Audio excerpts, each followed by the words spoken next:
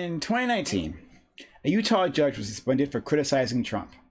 He made several comments on Facebook and at least one comment in court that made clear his dislike for the then president.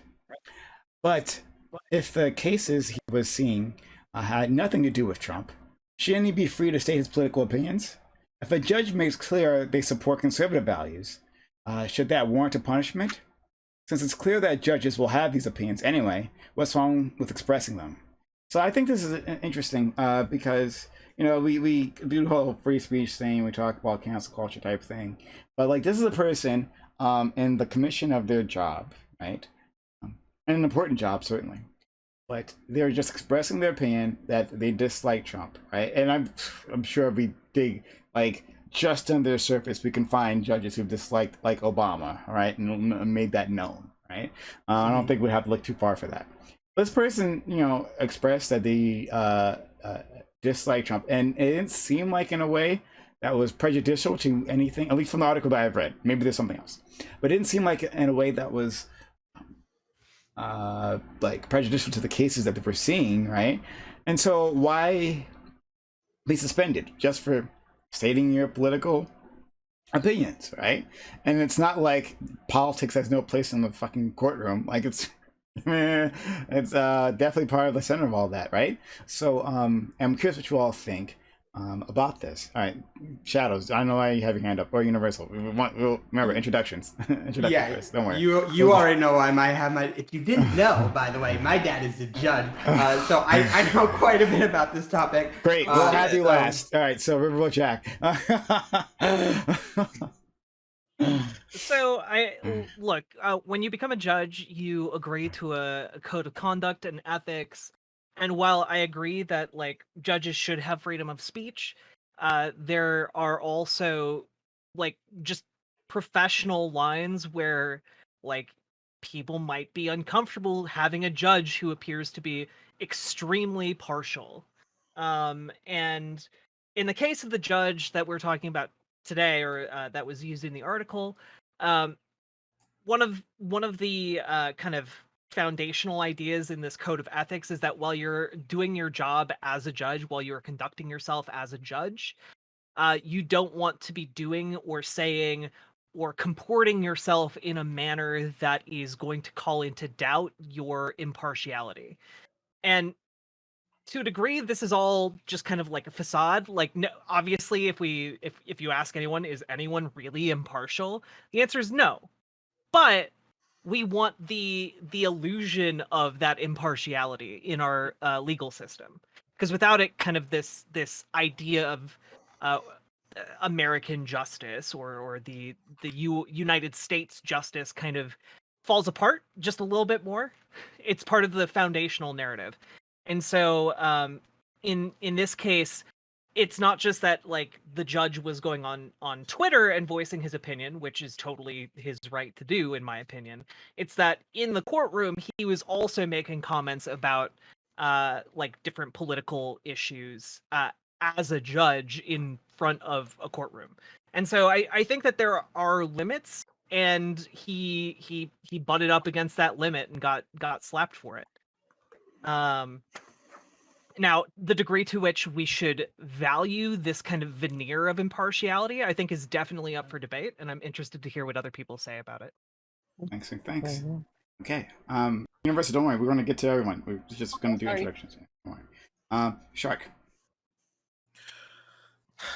When it comes to these sorts of cases, with a lot of public figures that aren't like explicitly political, like judges, a lot of the times these sorts of people give up some right to like say some things in the course of being able to hold such public office, because if I remember correctly, I think he was voted into office, and he was suspended for 6 months for this.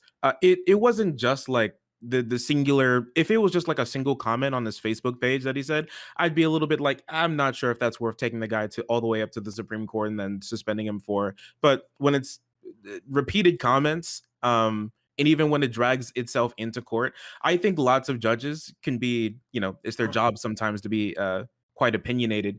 But when it's like you said, RiverboatJack, like sometimes, I mean, we really want that veil of impartiality when it comes to a lot of our judges. And even if you feel some way, we don't want to feel like that's being dragged into the court. And whether that can and whether it did or didn't really affect any of the cases, we can't always know.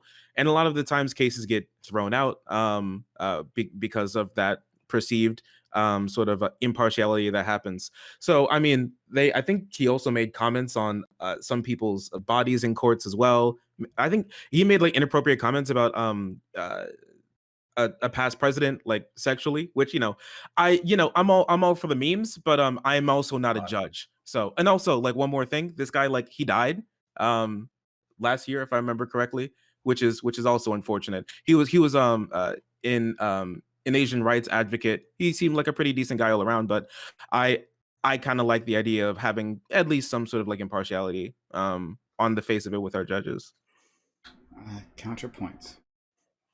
Yeah, this is something I wrestle with myself. Basically, when we talk about public figures, there's some people who take on roles in our society. I used to be a law enforcement officer, and it actually really makes me cringe when I see law enforcement officers or military. Am I dead? Oh shit! No, okay. no, sorry. Yeah, he judge. died. All Yeah, right. he's I dead, didn't dead. realize to have my. Oh well. Well, Discord mic. I'm an evil bastard, so I think that the dead deserve no more reputational protections than everybody else. So basically, True. being dead does not make you not a jerk in life. And I'm not saying this guy's a jerk. I'm just saying in general. So basically, what makes me cringe about military Zoomers who post TikToks in their uniform is that you're representing that uniform. You're representing that institution.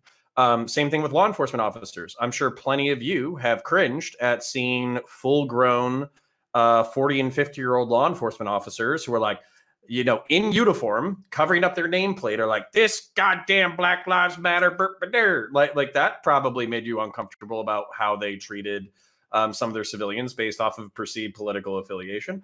So no, I think these conceptualizations should be enforced. And I think we need to ask of our public servants a servant's mentality. You are not a ruler. You are not a king. You are given responsibility because we, the people, have given you that responsibility. And as such, you serve all Americans, not just the Americans that you like. So if that involves some level of keeping your opinions to yourself, then sorry, that's the sacrifice that we're asking of you. And I'll leave it there until we get to the general.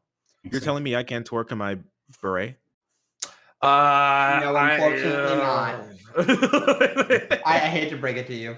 Wait, how good is your twerking? Listen, let's just say I can't do it on Twitch. Were you in the military? Just FYI. Who, me? Yeah. No, but I come from a long line of military family. Both of my parents, and lots of cousins and grandparents. Okay. Fair enough. Well, and some people do get into the military just for the clothing items. I come from the Marine Corps, so it's the dress blues. So like I know that people join the military to get sexy uniforms, but that's not what they're there for. They're not there for you to get laid in a discount at Apple. Wait, I thought they were there for the cool guns. That's why I joined. So yeah, it is an aphrodisiac from some ladies. I want my Dodge Challenger, and I want my wife that cheats on me when I go on deployed. All right, that's what I want. Right, it's the fast track to both of those things. Let's go with Kevin FM. Oh, okay, cool. So, as a professional blowhard, basically my opinion on this is that it's not necessarily something that he should have been suspended for. I think just because there is actually a code of conduct regulating judges, both on the national level and on the state level, called the Code of Conduct for Judges. They used to be known as the canons. I think in some states they still are. And so under Utah's courts, there actually are judicial canons that, he would have had to abided by. So, in addition to things like complying with the law, not using your office or influence to, get you things because you're a judge, or, making or joining any other kind of political organization, I think that in this instance, I don't really think that comments about a president in particular on social media would necessarily be something that would have, that should have gotten him suspended. I just think that's a little silly. because when it comes to impartiality, which is under the Canon 3 of Utah's judicial canons, I think it more has to do with being impartial as a judge in the court. So while joining different organizations, basically just to prevent the appearance of impartiality, is one thing, which I would agree with if that was the case. Here he was just exercising his First Amendment rights on social media, which anybody does for whatever reason. Not to mention, conservative judges have done this plenty of times without repercussions. So, or they made their disdain of Obama or Joe Biden well known. So I just don't think that this is a situation where he would have been suspended. And yeah, I just think that the Utah Supreme Court probably made the wrong move here. Thanks so much. Okay, let's go to Lorna Box. Yeah, okay. I think one of the first things I noticed about this question was that as a British person, we just never talk about judges and like lawyers and things like that very often in public. I don't know why, but it was interesting. As for this case, I think, yeah, it looks like there was that kind of, whether you want to call it an arbitrary line or not, of, I think it was quite a few of the comments this person made was in a courtroom rather than on social media, which is, I think, where the so-called line was crossed. And I do agree with, I can't remember who it was, whoever said that this is basically an arbitrary line. Like, as far as I know in America, like, as with political statements in public, like, if you're an American judge and you publicly describe yourself as an originalist, you are giving quite a lot away about your politics already. But I think in a sense that it's kind of like, although it's an arbitrary line, it's kind of like manners. There are arbitrary lines in manners as well, but they still allow you to identify red flags in people. And I mean, I just kind of came into this topic today, but I think there was also like, as well as Trump, he was this judge was also making like lewd comments about Bill Clinton's sex life as well at some point. And yeah, I think for me that line would maybe be saying it in a courtroom. I think that's maybe inappropriate. Universal discourse. In 2019, I was happy when any public official was willing to like speak out against Trump. Anything that he did, that's fine. For a judge to do it. There's exercising your First Amendment rights, which any judge would know exactly what that is because they have to defend that. But it sounds like, the guy just, impartiality actually means impartiality in decision making. It doesn't mean impartiality in what you think about somebody or what do you think about another public figure. So it just sounds like he does have a track record of sitting on his bench behind his gavel and sort of just, truth has a habit of falling out of his mouth and he doesn't rein it in. I guess, maybe, he was inappropriate, but to suspend a judge for that and prevent him from fulfilling his vital function is ridiculous. Tape his mouth shut, but let him keep judging, So, Shadows, I understand you have no connection to this whatsoever. So, if you have, if you can struggle to come up with an opinion on this, might be helpful. I know it's going to be so hard. I have no connection at all. I actually looked up. I did not get to read it. It said he is a justice court judge, which I had to search on my phone because I don't want to show my location and dox myself. But it seems to be county by county. But of course, my dad is a federal judge, so I'm going to use that. The standards for that are extremely, extremely stringent. For pretty much all my life, both of my parents, my mom for a completely different classified reason, have not been able to donate to politicians because of their government jobs. My dad is not allowed to donate under his name, period. If he does, he could get fired. When I used to have a bunch of flags all up in this wall, I could not fully open my shades over here in my window because you'd be able to see flags from the street. That could get him fired, even if it is a U.S. flag. He's not allowed. You're not supposed to have flags visible from street view. That can be a problem. So it is very stringent for federal judges it doesn't matter what level you are, whether you're magistrate, your district court, your circuit court, you are not allowed to be political at the federal level. The only people who get away with this are the Supreme Court judges, which, to be fair, you're really fucking successful if you got to that level, but they don't really have to mask it as like a judicial opinion in the same way that other judges would when they talk about their politics. So I guess it depends on what the county and state policies are for judges like that. But if they want to have it the same as federal judges, that is up to the state, and they are allowed to do that. And I don't think that if you're employed by the federal government, you definitely shouldn't be political at all behind the bench, and you probably shouldn't if you're funded by state and local tax dollars. I don't see why it'd be different. So yeah, that's my take. So, Shadows brings up an interesting point talking about the Supreme Court, right? And how they don't have to follow those rules. There's a good reason for that. It's because there literally are no rules for the Supreme Court. They don't have a code of ethics, so they can just do whatever. Which I think that's in itself a problem for completely separate reasons, right? Well, they can just make shit up on the fly, and that's the law of the United States. It's wild. We know, was it Clarence? Yeah, well, yeah. We know Clarence Thomas, right? And his wife actively are active in conservative politics, right? And fundraising and everything, right? Okay, sure, that's allowed. Oh, great. But this guy on the other end, right, states his dislike for Trump, right? And makes and everyone here said the same thing. Lewd comment about Bill Clinton. As far as I know, I didn't see any article exactly what he said, but it's gonna be a Monica Lewinsky joke, right? Okay, sure. Hey, right, my boy got some dome in the Oval Office. Put some respect on that. Yeah. So I think wow. the statement. Go ahead. I think the statement about Bill Sure, Clinton go ahead. was on social media, which is mostly private. So yeah, not too fussed about that. It's I'm right now. I'm struggling to see why this person deserves to be punished. And again, because let's not pretend that these judges aren't political, right?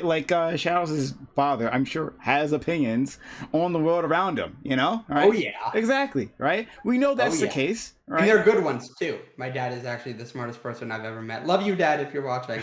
But the thing is, he probably is. He usually is. It's kind of weird how much he watches. Your dad watches this?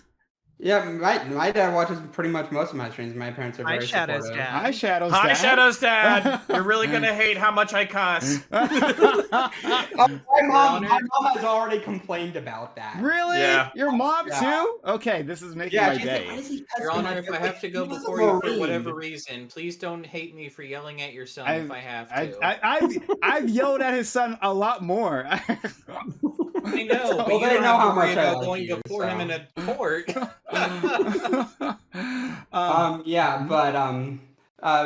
He has a lot of opinions, but basically he's when he talks about stuff like that, it's important that he just doesn't talk about it behind the bench.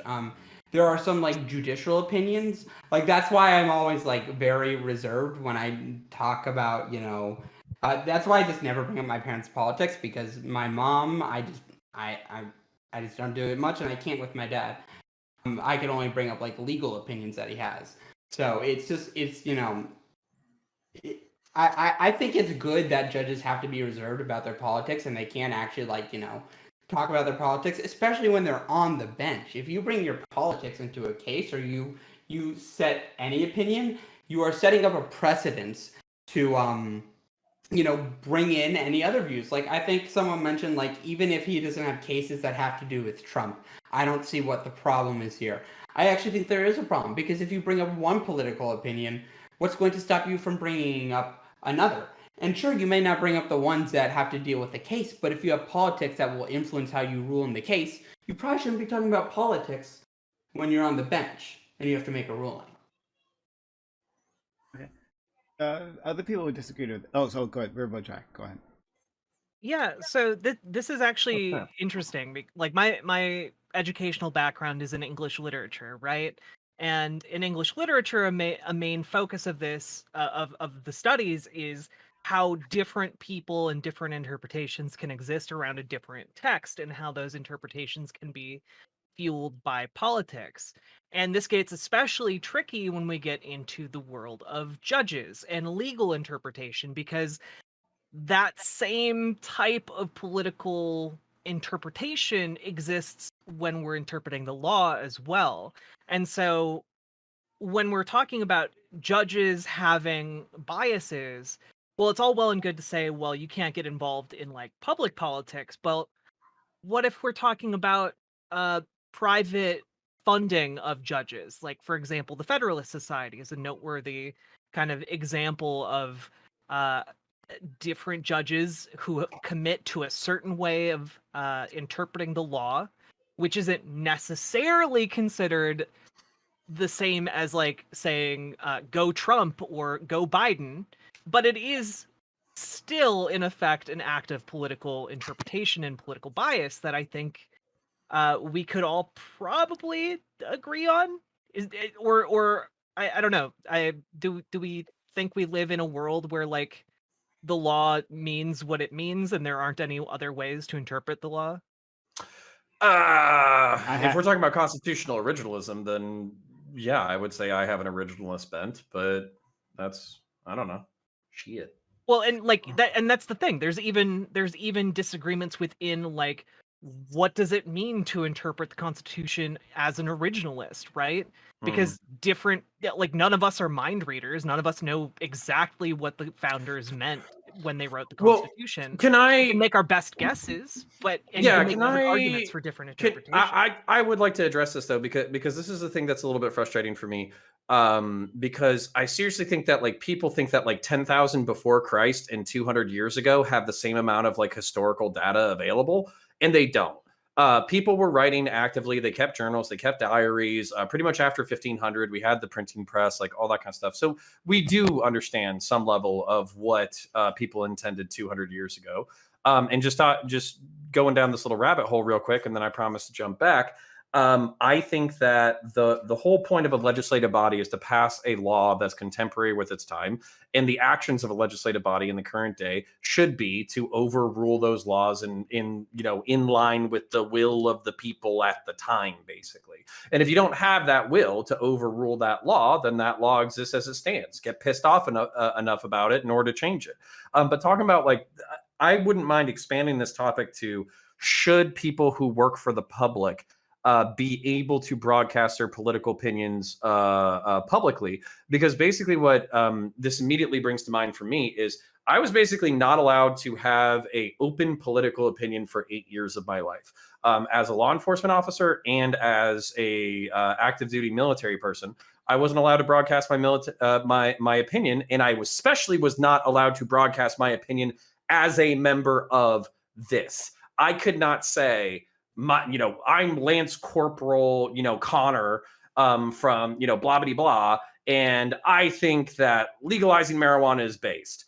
I would have, but I didn't. So like, but that's kind of my point is like, we are endowed as public servants with the responsibility of protecting the entire American public, not just a segment of it. And when you start virtue signaling to one side of it, it basically shows that you only give a shit about one part of it. And that just doesn't work within the American liberal framework.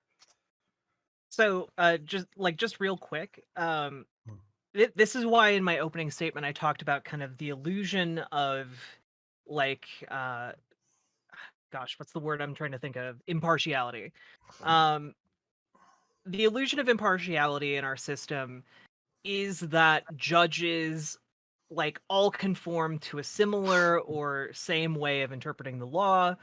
And like as we kind of demonstrated just now between like Connor and I, even within like a narrow definition of like originalism, for example, you can have disagreements and very intense different interpretations of a law that can lead to different outcomes.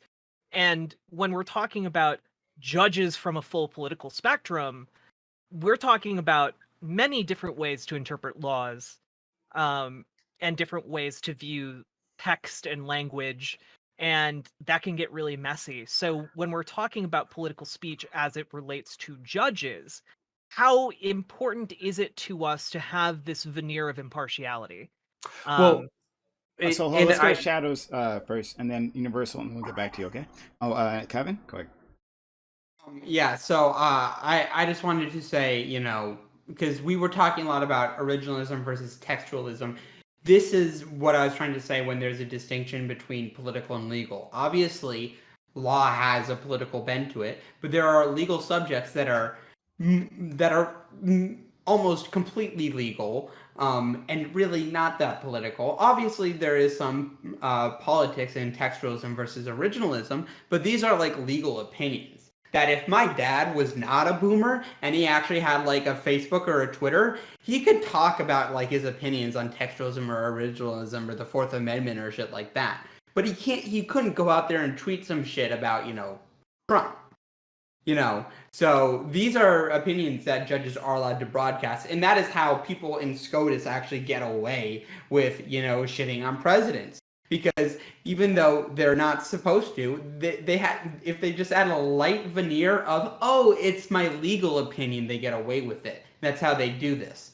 That's how Antonin Scalia got away with writing a book on Obama, because he said, oh, it has to do with my interpretations of laws he's passed and executive orders and my legal opinions. So yeah. So I wanted to bring this up, Shadows. Again, we'll go to Universal, Kevin, if him, then counter afterwards. But I wanted to bring this up. Like, I'm assuming your father was a lawyer previously, right? Yeah, this is like his fourth government job. So yeah, okay, right. And lawyers, right, and law students like write opinion pieces on these things all the time, right? On policy, on politics. Like they put it in legal scholar books. You know what I'm talking about? Journals. That's the thing. They'll put it in there. And they may get like famous for if they write something particularly interesting, right? So to pretend that like once they put on the robes, oh no, that's all gone. I had a big argument about this just last week on another one of my shows. We on exactly this. Then like this like disappears afterwards. Like, oh no, of course they're like, this is not partisan. Sorry. Yeah, I'm sorry. Go ahead. Was it with Pisco? No, it wasn't Pisco. It was someone else. I've had this argument with Pisco months ago. But yeah, like it seems obvious. Of course, they still have these opinions. And so I think Riverboat was getting to the heart of this, right? It's a veneer of impartiality, right? Sure, they're not actively saying it, but some of them are thinking of it, right? We know that some people, some of the judges who are involved with immigration, right? Like in immigration courts, don't like immigrants, right? Like we can understand there's a thing that happens, right? Or with maybe even less like don't like them, but would like a much more restrictive immigration policy, right? There's a thing, we know they exist, and to pretend that they don't, right? It just I don't know, but all right, let's see what other guys say. Universal discourse. Yeah, I think you're talking about impartiality and blah blah blah blah blah. That was not a legal opinion this man gave. It was a personal opinion. There's nothing constraining his right to express his personal opinions, judge or otherwise. President could express his personal opinions with impunity. Nobody did jack shit about that. So this guy can say what he wants. Maybe a douche, as long as his decision making was impartial. So what? Well, I think you're missing Personal opinion. Maybe So it has nothing to do with his position at all. There's no law to it. All right. So the actual issue of, do you want a judge to really appear to be impartial? Be impartial. The veneer. I don't know. I'd rather have a guy just tell me that God's honest truth than put on a mask and I'm supposed to worship at the holy altar of his impunity. Opinions cannot be truth or cannot be. Therefore, there is nothing to govern them, and therefore he can say what he wants as a personal opinion. Well, I think also, a legal analysis of Obama really is a legal opinion, which, yeah, I mean, I would read that in a heartbeat. I'd want to see the critique of it too. What he said was some personal crap. He has a big, he flaps at the lips. The guy just doesn't know how to shut up about stuff. Probably irritates people. But why would you suspend the vital function of a court for 6 months because because he has a fat mouth. I mean, there were 20 million other ways you could have dealt with it. Oh yeah, no. Are you obstructing justice by slapping him on the wrist and going, "You're saying mean things about a president that everybody hates"? Oh my God, you can't do your job. He's not a government employee either. He's appointed. It's a bit of a difference. Let's go, Kevin, and then counter. Yeah, I think that, you know, I think that I see a discrepancy between what Universal Discourse is saying and what Shadows is saying, because on the one hand, I do understand that, you know, when we're talking about the judicial canons or other rules that govern judges, judges are basically governed in a way where it's not only about,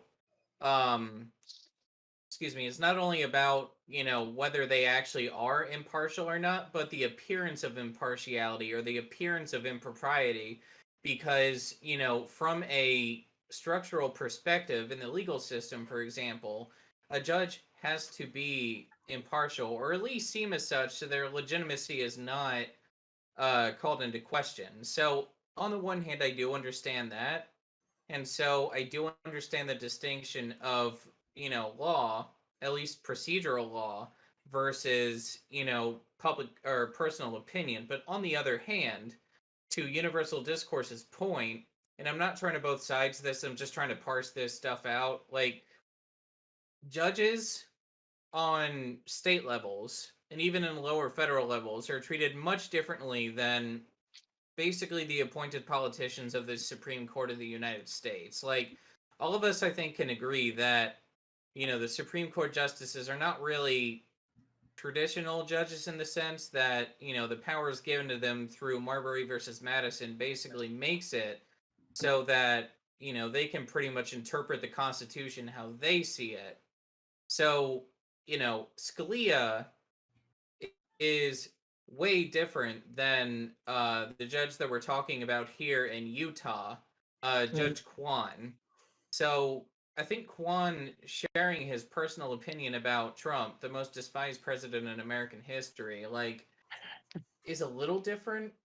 And there's probably just a double standard that's played between, you know, normal judges and Supreme Court justices. Now, do I think that they should be expressing their opinion on the bench? No. But I just think that, I don't know, I think that we're kind of traversing into two different worlds when, you know, we're talking about how a judge should appear versus, like, what the reality is with judges and their opinions. Because even with the whole originalist or textualist argument, like, Scalia was a huge pioneer of that, but before that, you know, the Supreme Court looked at the legislative intent behind statutes that they were supposed to either uphold or get rid of. And before that, justices just made up constitutional provisions like freedom of contract. So, you know, those types of standards change. So I don't think the legal profession standards are what we should be focusing on in terms of this specific story. Let's go to counterpoints and then shadows and Shark. Did you want to say something?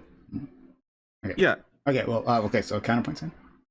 Yeah, so I wanted to address the comment, kind of like, why would we care, or you know, what's even the appropriateness of this veneer of impartiality.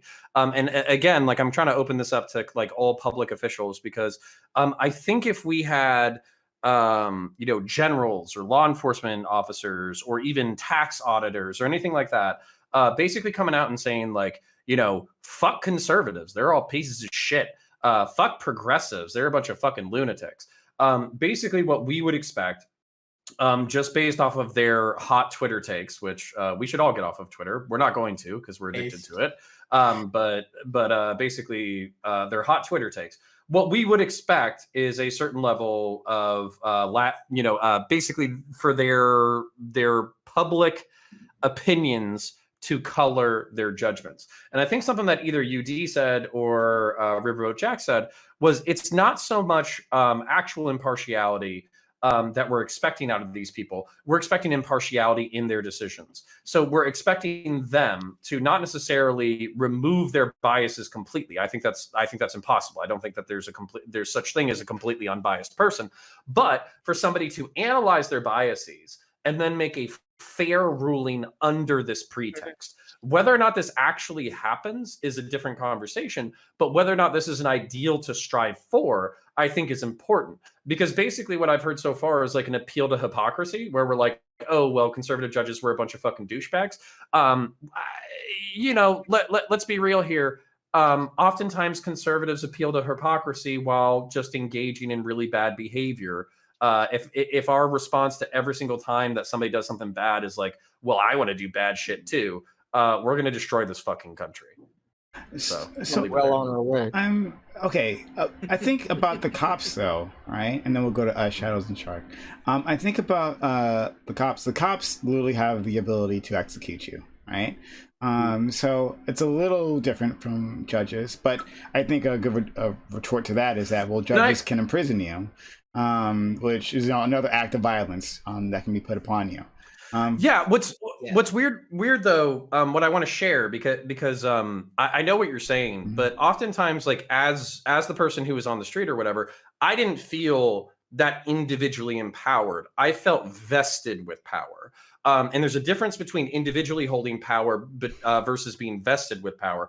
I actually don't have power. I'm an individual, but I have been given power by the court to affect certain rights and responsibilities. And if I step outside of those rights and responsibilities, I could actually get fisted by the legal court system. That's actually a legal term. I'm sure Shadow's dad is going to appreciate that term.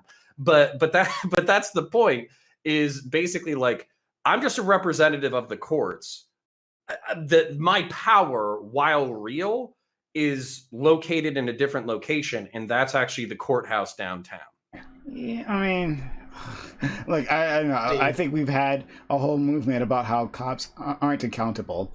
So I'm skeptical of this. Well, it's is versus should. Okay, like is versus should. Sure, fair enough. Okay, but like, so, all right, let's. But sticking on cops for a second, and I think cops are distinct from judges, right?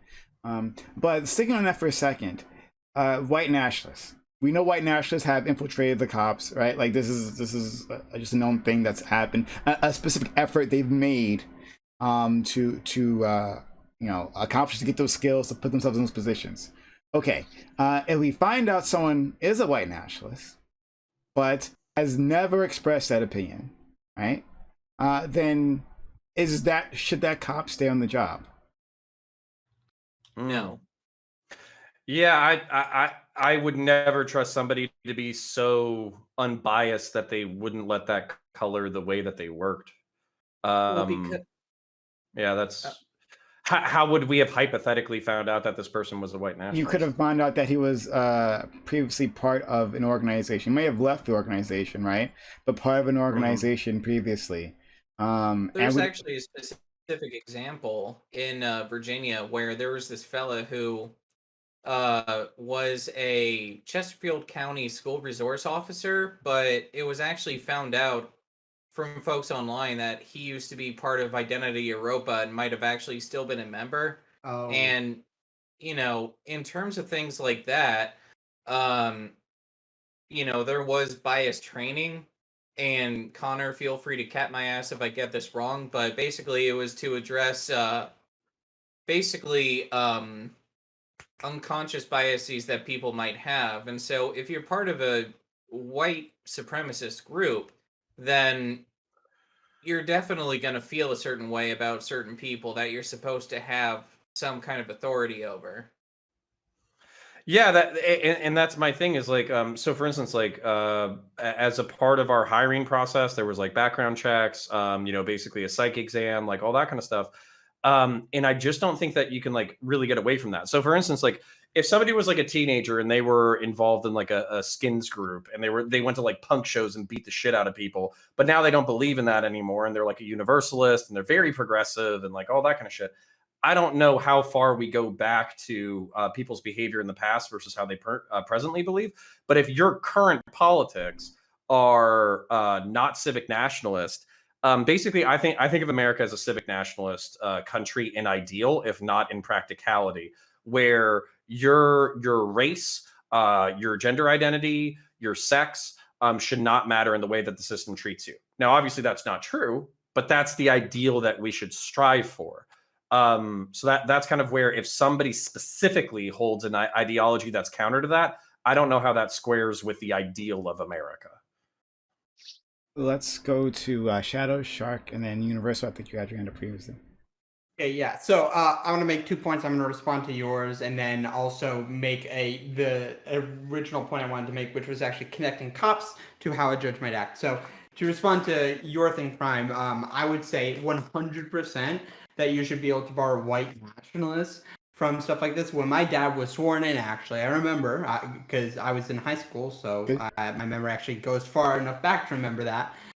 Thankfully, I remember him putting his hand on the Bible, his boss having it in both. He had to swear actually that he's never been part of an anti-government protest. That is something that judges at his level have to do. So if he was part of a group that was explicitly anti-government, that would immediately disqualify him. So I think it'd be fair for other areas of law enforcement to disqualify them if they've been part of certain groups or hold certain ideas that they think could put the public at harm. And then the second point I wanted to make, which was going to connect cops to judges, is, let's say you have one of these, white nationalist cops. If you had the power of a robot and could immediately scan their Facebook and know that they donated to Trump like a gazillion times, you're probably going to grab the MAGA hat and put your hands on the 10 and 2 when he pulls up to your car window, because that's going to do you well if you are someone with a MAGA hat in your glove compartment. Similarly, you would also probably try and, bend your politics or, request, a different judge for a case. Like, let's use something in my area. Let's say, in the Boeing case, they had to appeal and they had to deal with the circuit court judge, and they looked this guy up, and if he was allowed to donate under his name, maybe they would know that he donated to so many Democrats, and they could see his Twitter and be like, he's, crying about more regulation, especially in the transport industry. They're going to be like, oh, we are so fucked on this case. We're losing this. We're just going to mail it in. Or they're going to try and get a different judge. This is why impartiality matters. This is why we don't want, people in the field of law, in the field of, doing their due diligence and serving justice. That's why we don't want them to air their political beliefs. That judge, even if he isn't allowed to, donate under his name or, tweet those opinions, he might still rule against them. But we don't want those, attorneys working for Boeing knowing that they're going to be fucked walking into it. They want to walk into it thinking, if we do our best and put our best foot forward, we're probably going to do well. We want them to at least think that. So hold on though. True. Okay. So, and then we'll Shark and Universal afterwards.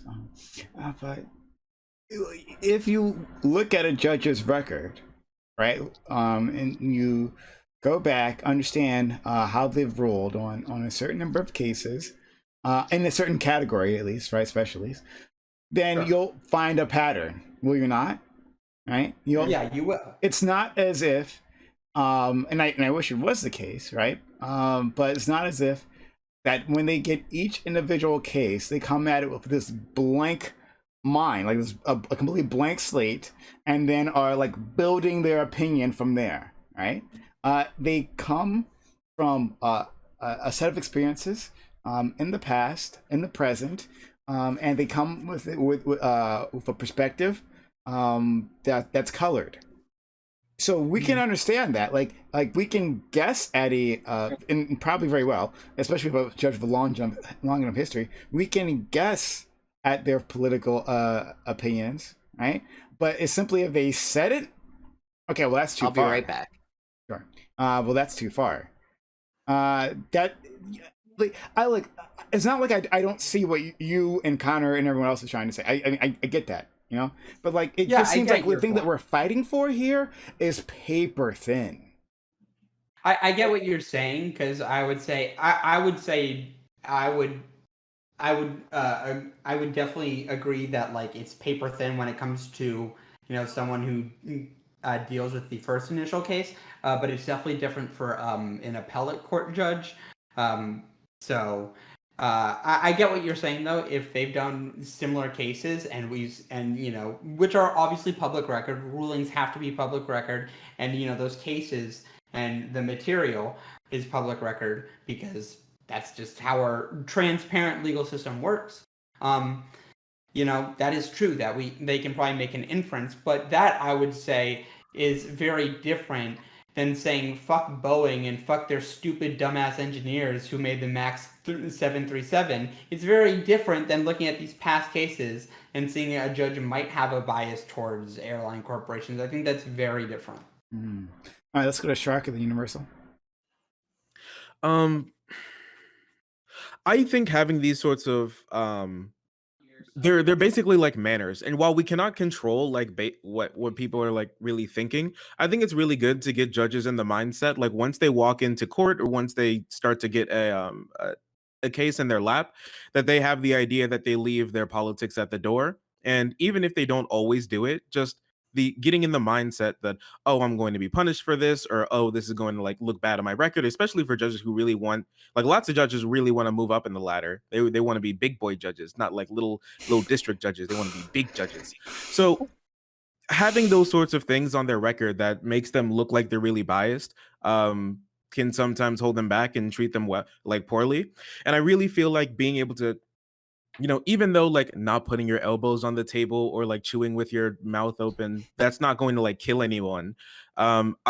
I just think like the small amount of etiquette that you do can put you in the right mindset for even starting to be a judge in the first place. And I kind of think of these laws kind of like what we have to abide by here on Twitch. I mean, I would really love it if I could, me personally, as a broken human who has ADHD, mental health, problems. I would love to be able to use the R word more. I would love it. I love the R word. It's so punchy and it's great. I love it personally, and I'm gonna put my face on that one. I love it, but I don't want conservatives using it a lot. Lots of the times when they use it, it's very bad, And maybe once in a while when I see Candace Owens, I maybe hypothetically in another dimension, but not right here, would like to say the N-word with a hard R. But maybe it's best for all of us not to say the N-word just at all. Because with those laws, right, even if I can get dinged with it, right, and I use it, and every time I use it, it's great, but every time everyone else uses it, it's bad. Even if I use it when it's great, having those sorts of things here, even if I can get dinged with it, I think makes the community a better place entirely. And so even though it may be arbitrary for me, or maybe arbitrary in this situation, or may not always hold up, having like an even standard so everyone feels like they're being treated fairly, and also can get us in the right mindset of just being here in the first place, that can make the community and as law help judges be better. Let's go to Universal, Loner, and Counter. Yeah, I'm still kind of stuck on the not getting not all the anecdotes for me didn't stick the landing. So I'm still stuck on trying to see cops and judges having anything to do with each other, and finding out whether Wait, really? with this particular case, for me it still sticks to a personal opinion is not whatever. It's not a legal opinion.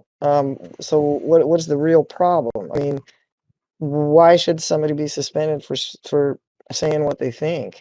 In any forum, anywhere, no matter what their position is, because like I said, you would have had to have impeached the president the day he opened his mouth. So I'm not sure where the hypocrisy is. Double standards, or is it social? What is it about what this guy did that makes people think, oh, he should be shut up and he should be shut down and poo-poo, and who pee-pee poo-pooed this guy? Why? It doesn't make sense. Can you clarify something in your point for me really quickly, Universal? Maybe. I'll try. You said you don't see the connection between yeah, I didn't judges quite and get the cops. connection between the cop and judge, so Yeah, I'll the wait police to hear that department later. is literally an arm of the justice If you say so, department. but I'll wait for that later. I just wanted to put my take on the table. I'm still not at all convinced that he should have been suspended or held accountable at all. Okay, just So I'm wanted waiting. clarification. Okay. Yeah, I'm waiting for that. Sure. Well, let's go to Loner, Counter, and then RiverboatJack. Yeah, Shadows, I have a couple of questions for you, I think. But the first one was, you said something about a judge isn't allowed in a particular position if they were ever part of an anti-government organization. Was that what you said? Yes, that's correct. My dad had How- to. he had to swear that he's never been part of an anti-government organization, like that is How- protested against the government. How broad is that? So if you protested Vietnam as a student, you couldn't get that high as a judge. I wonder, because most of those judges probably would have been sworn in late 90s and early 2000s. Not the but specifics. I'm just taking like an example, like maybe Iraq War or something like. I don't think if you just generally were part of a protest that had to deal with government foreign policy. I think it's more you were part of an organization that dealt with that specifically. And Okay. we're like organizing protests against certain laws being certain actions of the government. I think that could get you in sticky waters. Yeah, I'd be interested to know what the threshold is. I guess the second thing I had to ask, I'm not really married to any position here at the moment, but when it came to that thing about the veneer of impartiality, because I think we all acknowledge it is a veneer. Like when you mentioned the way that Scalia wrote a book about an originalist interpretation of Obama, like we all know that was political. And I think it was, in that case, was it not Affordable Care Act? Like we all know what the political intentions of doing that were. If anything, maybe were they not more of an indicator of allowing your politics to influence your legal decisions than what this judge did was? Wait, can you? I kind of missed the last part.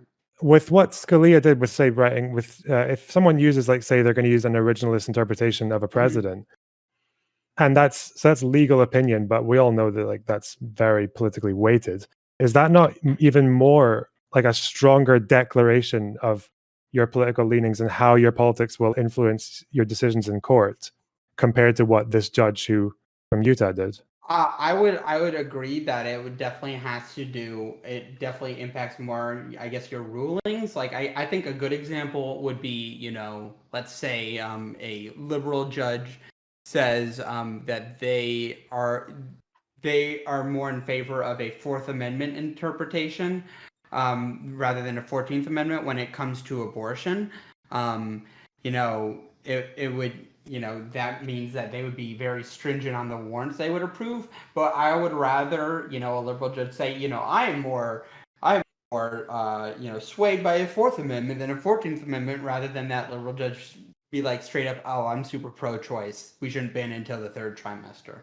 I think that for when it comes to looking impartial, that's much more important, especially since, let's be honest, the overwhelming majority of the population in America doesn't know what the fuck nuance is. So if they say Fourth Amendment versus 14th Amendment, they're like, oh, you're just really smart and informed.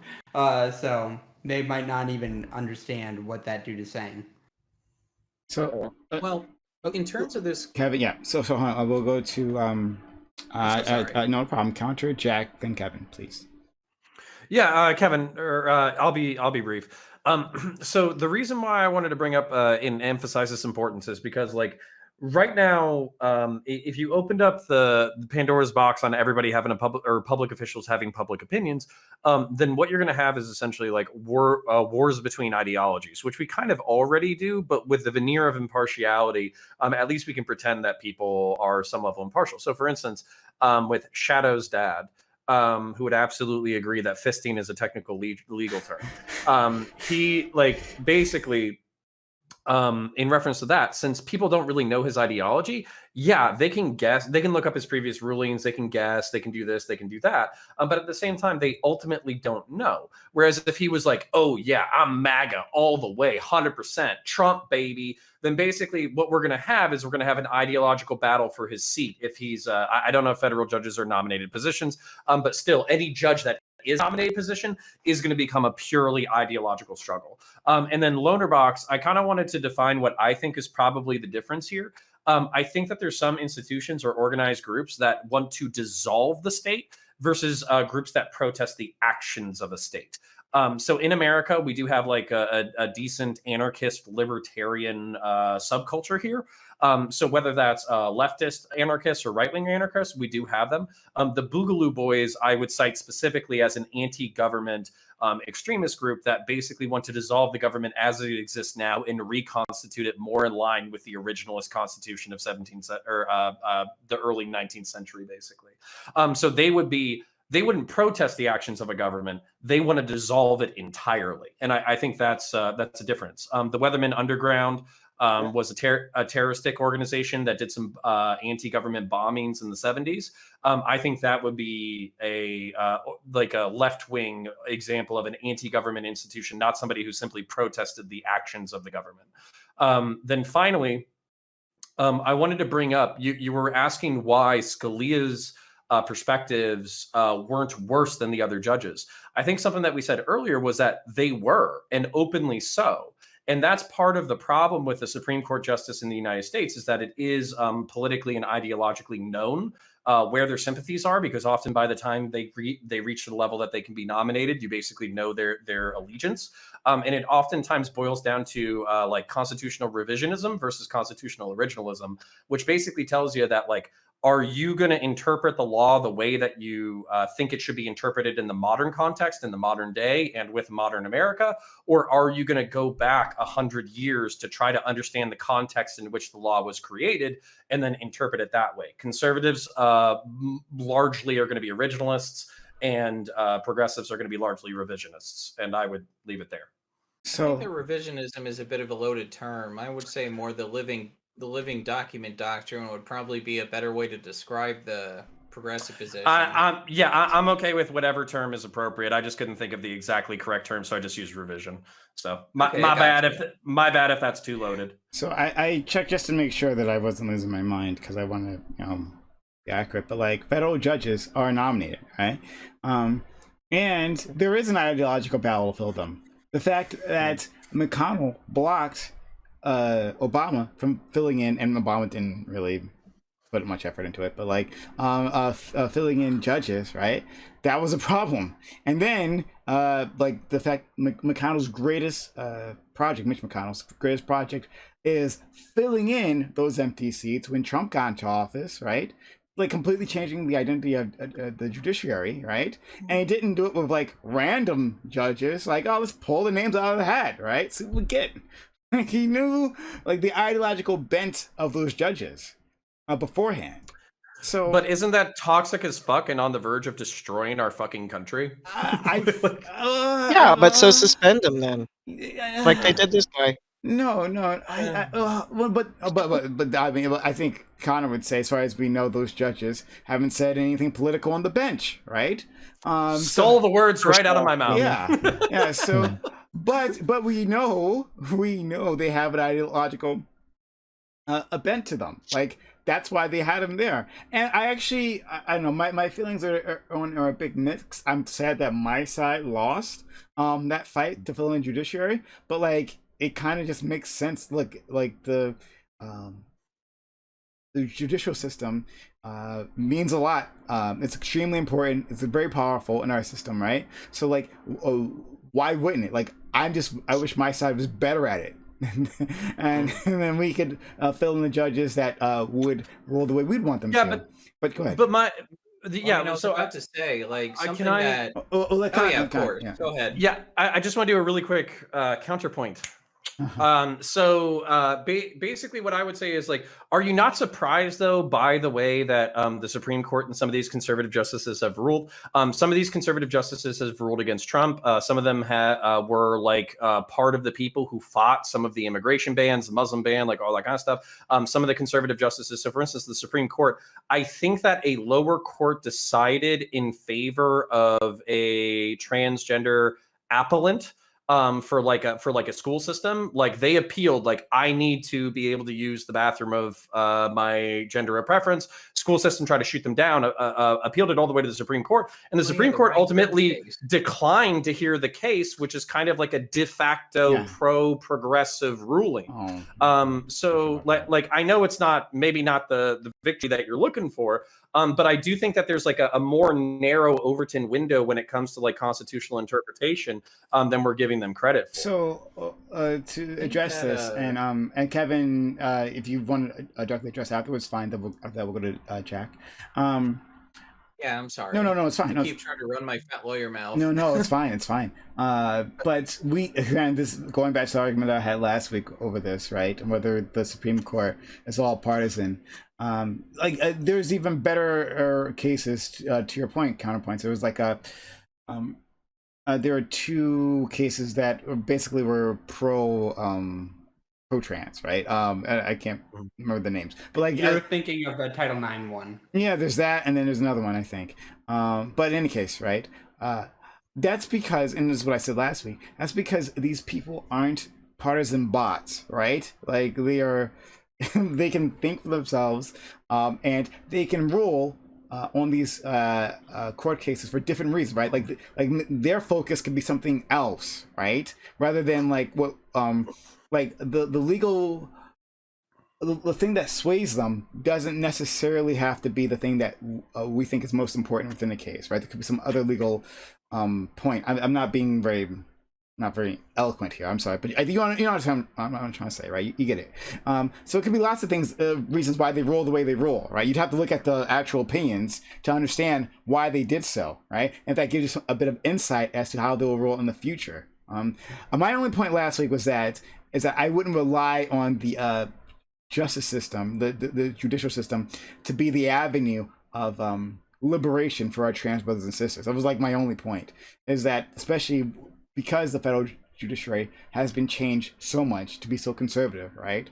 I was only saying that yes, we have two cases that are good signs, and hopefully like they lead to more. I want that to be the case, but you can't be sure.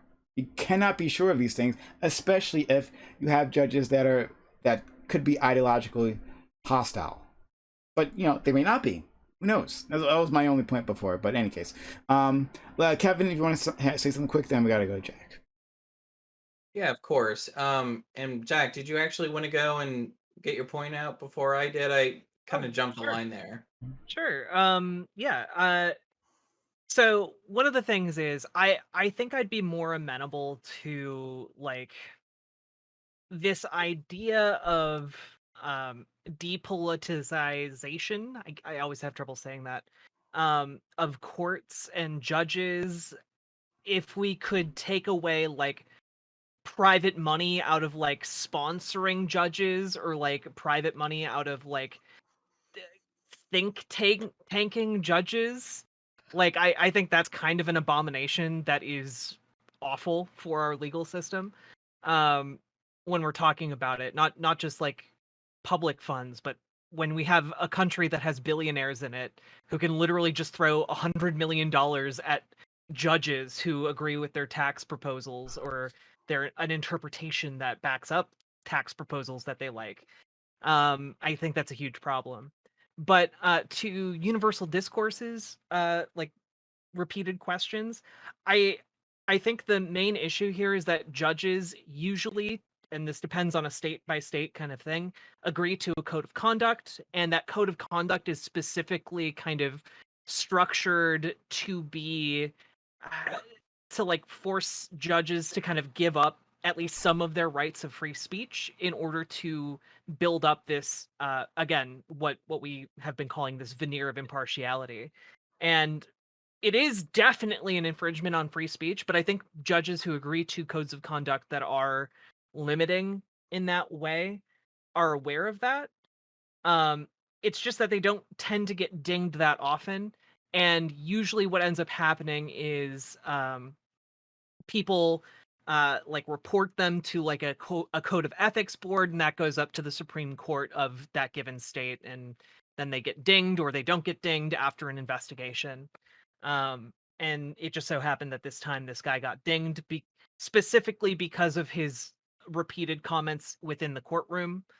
And I think generally that's I guess if we are valuing this impartiality, that's kind of like an acceptable loss almost. And if we're not valuing the impartiality, then it's an unacceptable infringement on free speech. I just disagree that it's impartiality at all. Okay. It's simply a personal opinion. Impartiality would have to do with his decision making and his Well, bias.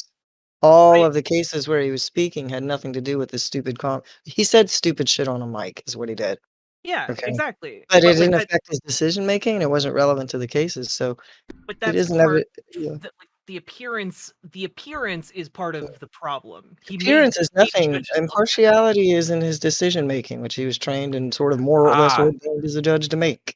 He also But doesn't give up UD, his First Amendment UD, right. as somebody who coaches people in rhetoric, I would appeal to you that public perception is just as important as what you're actually saying. As somebody who has been subject true. to plenty of Mhm. shitposty fucking DGG and VGG mobs. Yeah, no kidding. I would tell you that it's Well, not so much. however, It's not what you're saying; it's how you say it. he's not always. debating. It's not a Twitch panel. It's not the public. The public don't tune in to watch a court proceeding. He said stupid shit on the mic in his own venue that I think did a little more than it was enough that people were like, dude, that's it. We're cutting the mic. We're just going to cut your mic. Yeah. Right. Okay over there, Shadow? So I don't think it's impartiality. I don't think it has I- anything to do with civil discourse. I don't think there's a code of conduct or a law, and I don't think he gave up his First Amendment rights. I don't think he did any of that. I think he had a track record of doing a lot more than saying stupid shit on the mic. Something else was happening. No, there is a specific code of conduct for U.S. judges. Yeah, I know. I'm fully there's aware a of all specific that. there is a Yeah. specific code of conduct, but on the same token, I train there- judges, so I know. well, exactly. I mean, there's a difference between the judicial canons that judges have to follow on the federal and state level, and then, of course, there is looking at the actual history of how our courts have functioned. So, something that I really wanted to flap my gums about was something called getting borked. That actually is a proper constitutional law term. So, Robert Bork was up for consideration for the Supreme Court of the United States, and he actually didn't end up getting on the bench because he was super outspoken as a conservative. Like, he had written many books, many manifestos. Like, his political opinions were super well known, and that was a point where that was actually weaponized against him for his appointment. So I think that in terms of how the nomination process for justices unfolded, at least on the federal level, like up to that kind of point, it's not that judges have always been forbidden from having a political opinion and expressing it in some way, but it's kind of evolved in how they express it, and whether that political opinion is something that the people, further up the food chain like. So in this instance, with the Utah judge, I'm not entirely convinced that his suspension was necessarily all that warranted, but our court systems have always been like this, though. We were actually talking about precedents and how they were set in the court system. I gotta say, the Warren Court in the 1950s and onwards was actually a really good indication of judges kind of employing a very different opinion to push some positive change through the system, because that was the court that decided Brown v. Board of Education and whatnot. Beforehand, you have justices express in either their majority opinions or their dissenting opinions. Oh, well, I feel a certain way, but it just isn't in the public interest for us to decide this way. And in that case specifically, they were talking about desegregation or, eliminating slavery. Like, so, this has always kind of been like a very weird boundary for judges to tread along. we'll go to. and I'll shut up Oh, now. that's fine. Okay, can I speak? Yeah, Still not convinced, but yeah. dude, let me get to you. All right. Go ahead, Shadows. Okay, so several things. First of all, Bork was a judge. He was a DC Circuit Court judge. He was just not considered when it comes to SCOTUS. Okay, RiverboatJack, you were saying something That's about what I like meant. billionaires throwing money at like judges for favorable tax policy.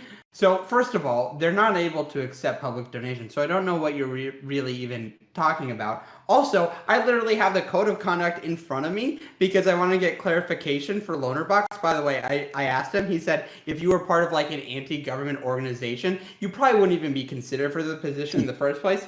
But looking in here, part of Title 28, Section 455, in Part B4.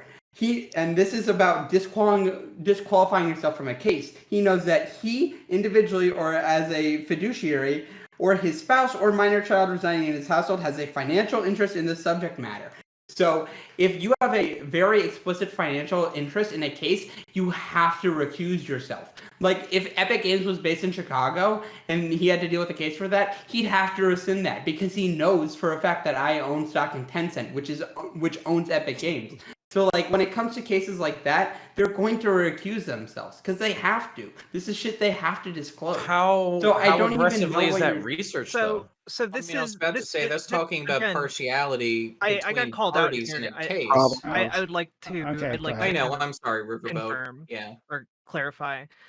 When I say like a billionaire can throw hundreds of millions of dollars, I don't mean give it directly to judges, but I do mean things like donating to campaigns, or donating to PACs that donate to judges' campaigns, or funding the Federalist Society as one example among others.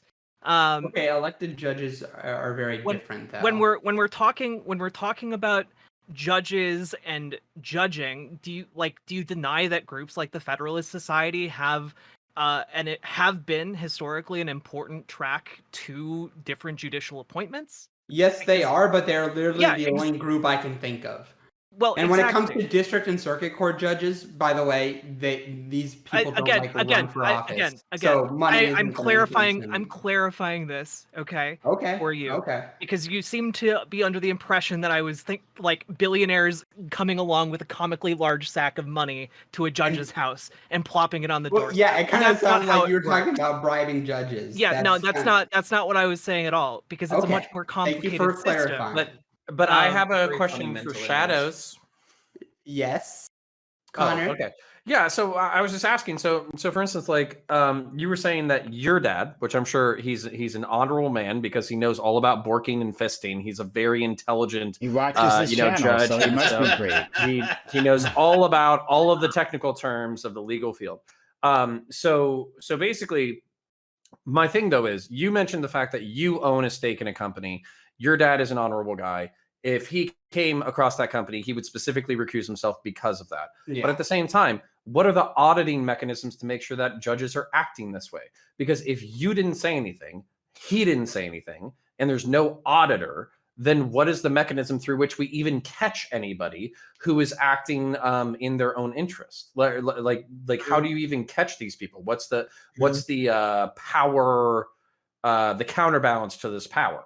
Well, so my understanding is my dad actually has something set up technically because thankfully for him, his accountant is not as much of a boomer as him and actually is good with computers. So basically he has a system set up where basically any companies that he owns or my mom owns as part of like their savings, or me or my brother owns as like a Robinhood account, they put that name up in the system, and if he has a case that pops up, that system will automatically run and let him know, like if it's dealing with a private company, if someone in the family like has a financial interest. And this is true for even my sister, who doesn't even live in the house. But is this a private system that your dad set up in for his own accountability? Versus is this something that's actually publicly mandated? Because there might be plenty of people who are not as honorable and don't know about borking as much as your dad. So they just might be doing whatever the hell they want. Yeah. So I'm with your example, if I say nothing and he says nothing, like if I said nothing, like if I bought a company, you know, he if I bought a company, and I said nothing, then it is possible that he could end up dealing with that case. But if I told him about it, which I do, because like my dad, this is a very good value that he's taught me, is that the importance of honesty. I would let him know that I bought that company. I do it anytime I buy. You're not this attacking is- the question he's asking, though. Right? Yeah, and this is what I'm saying. So this is like, so if a cop, like to analogize this to the cop, it's like, oh well, we're just honest and we just do the right thing. Now I'm sure that's true of most people, most honorable people. But I'm Are you saying asking like for all judges?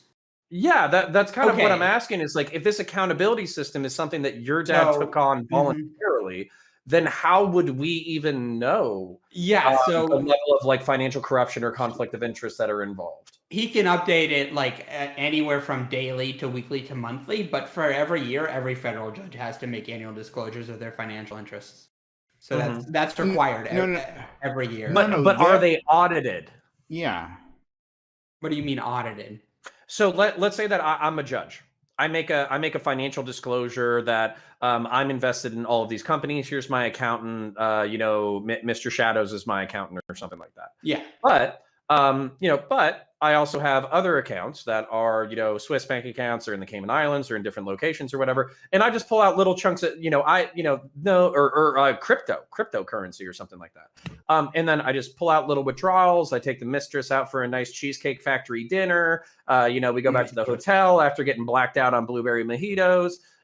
Like that's what I'm saying is like there's a certain amount of integrity and honesty and honor that I'm sure is a job, but no offense, we're talking about people who were lawyers, which automatically makes them vampiric scumbags in my book.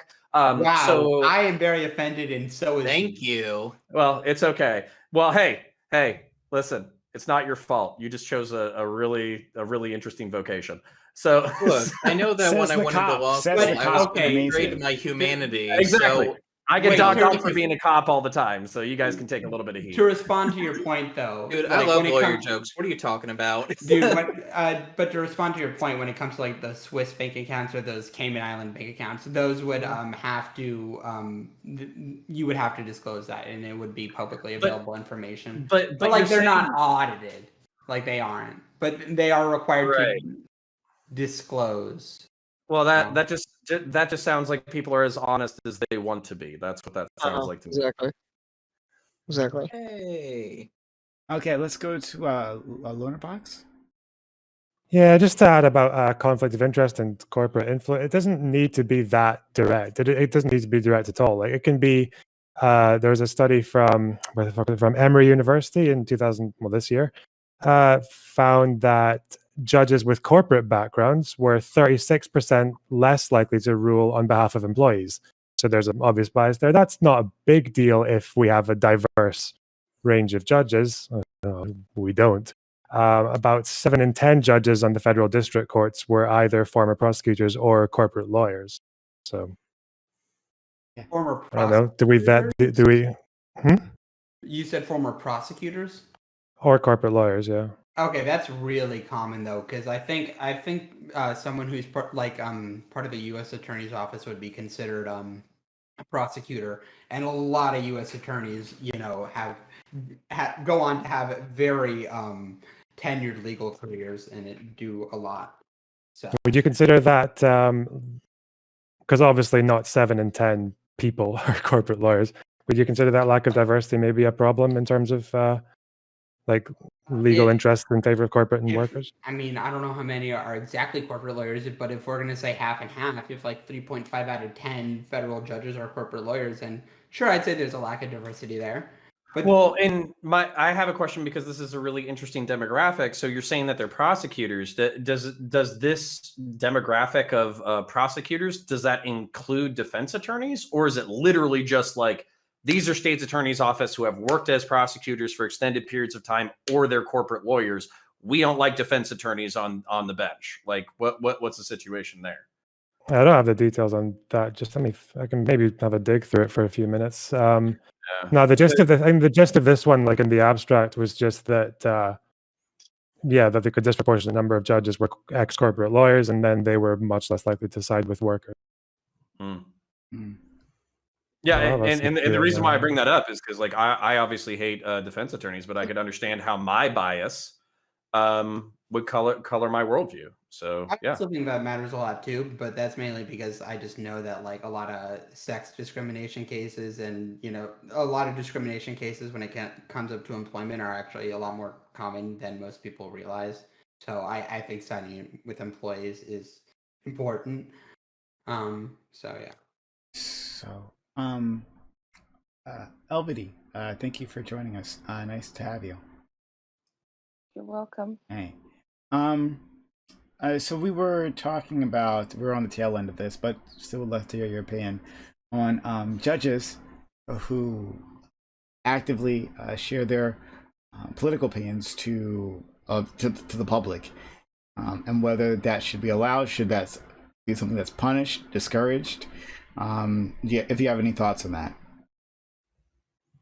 I think as long as it doesn't prevent them from doing their job properly, I don't really see an issue, unless it's saying really extreme stuff regarding certain cases. For example, if he was working on a murder, there is something that he, of course, should not disclose, or some terms that he should not use. But as long as it's separated from his work, I think it should be fine.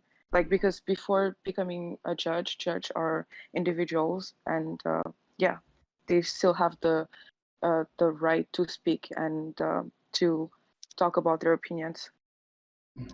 Thank you very much. Okay. Oh, Jack, please. Yeah, and to kind of like build up on my point earlier, that I've made a couple times, is I think one of the biggest threats to our legal system when we're talking about the ability of judges and people behind judges to use free speech is the codification of money as free speech, and specifically when we're talking about political donations, or when we're talking about dark money that's largely untrackable, unaccountable to anybody. And when we're talking about like the Federalist Society, I need you all to keep in mind there's a reason it's like the one that Shadows can think of. It's because it's really the one. It is the pipeline to get into the legal system today. And Also when we're kind of talking like the only one that and has we're like talking an outsized well, and influence. when we're talking about it, there are people in there. There are 70,000 people in the Federalist Society, lawyers, judges, etc. And there are people in there who are able to coordinate the doling out of dark money. In fact, there was an expose back in 2019 about a man named Leonardo Leo, and this was published in the National Law Journal, about how he's, as a member of the Federalist Society, he was basically responsible for distributing $250 million in dark money to different judges for campaign purposes, or to make and break careers, to get them PR people, to pay for travel and events, etc., etc. And this doesn't necessarily come to a like direct payments to judges. These aren't direct gifts. They're just facilitating their work.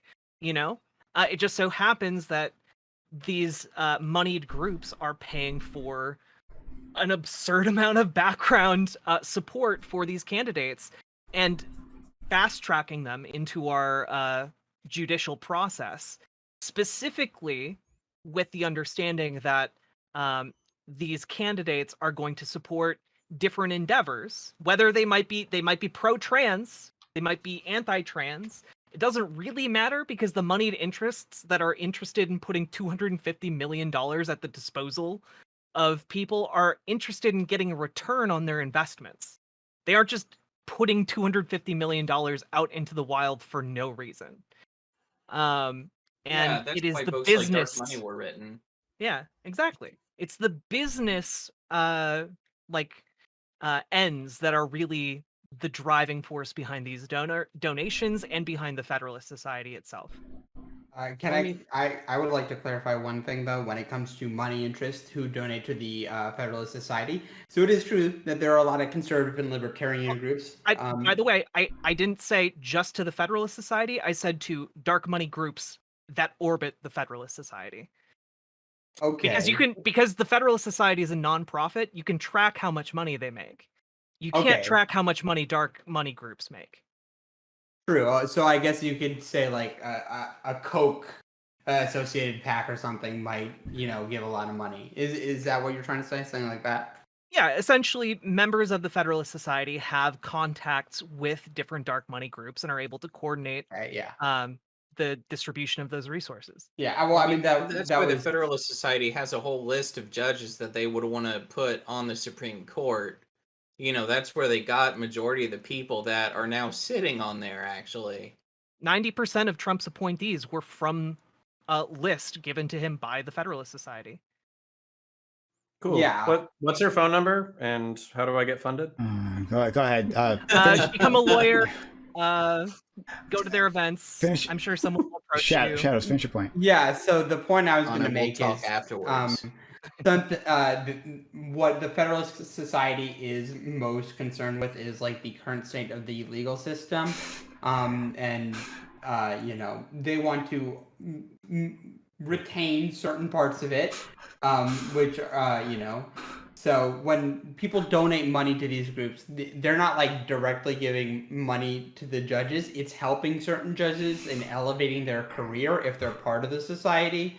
And it can also impact public policy.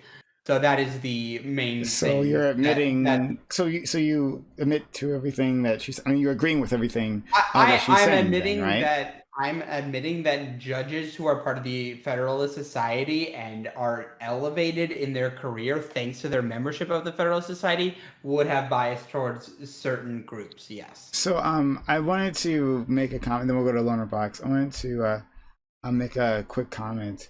It's something you had said previously about your father saying that he cannot donate to a political campaign. He can't donate to any campaigns under his name. Yeah, under his name. There you go. That's that important part. Under his name.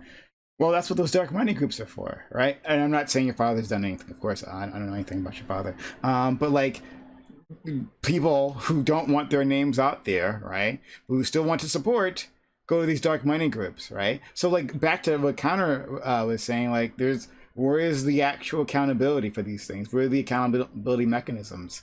Where, yes, under his name, he certainly can't, your father, but if he so chose, and again, I'm not saying that he has, but if he so chose that he could go to one of these dark money groups and launder his money through there, correct? Yeah, so they definitely could. But the thing is, I mean, I guess it's very unique because my mom is also not allowed to donate under her name for classified reasons. Yeah, most people who are judges, they probably have a wife or a husband who they could, have donate under their name. And as we all know, the max out number for campaigns at a federal level is 10,000. So unless you're like really fucking decked out as a judge, that's the name thing is probably not going to get in your way. Yeah, and your son, right? Your son could donate for you, right? So let's go to Loner Box, and then maybe we'll move on to our next topic. I was going to answer Counterpoints' question, but I think he's gone. Is he, or is he just camera off? I don't know. Counterpoints, is your shirt off? The answer is yes. Okay. Damn, we're missing that. I can wait if it's all right. Oh, here he is. Okay. What I do now? No, I was. They called me, but then I was answering your question from earlier. So good that you're back. Yeah. So to answer that question about the composition, it was the clarification they've given here is it says these studies report that people spending the majority of their career in private practice or as federal prosecutors compromise over 70% of the active federal appellate bench. In contrast, only 1% of federal appellate judges spent the majority of their careers as public defenders or legal aid attorneys. It looks like there's a further breakdown with, say, 35% of the members were corporate lawyers. So I will link you the study in the chat. If you ask me for any more making his clarification, way to the bench. and Well- if you ask me for any more clarification, I will consider it American imperialism. So No, but the reason why I brought that up is because so I made a video kind of breaking down or in response to the Destiny video or whatever.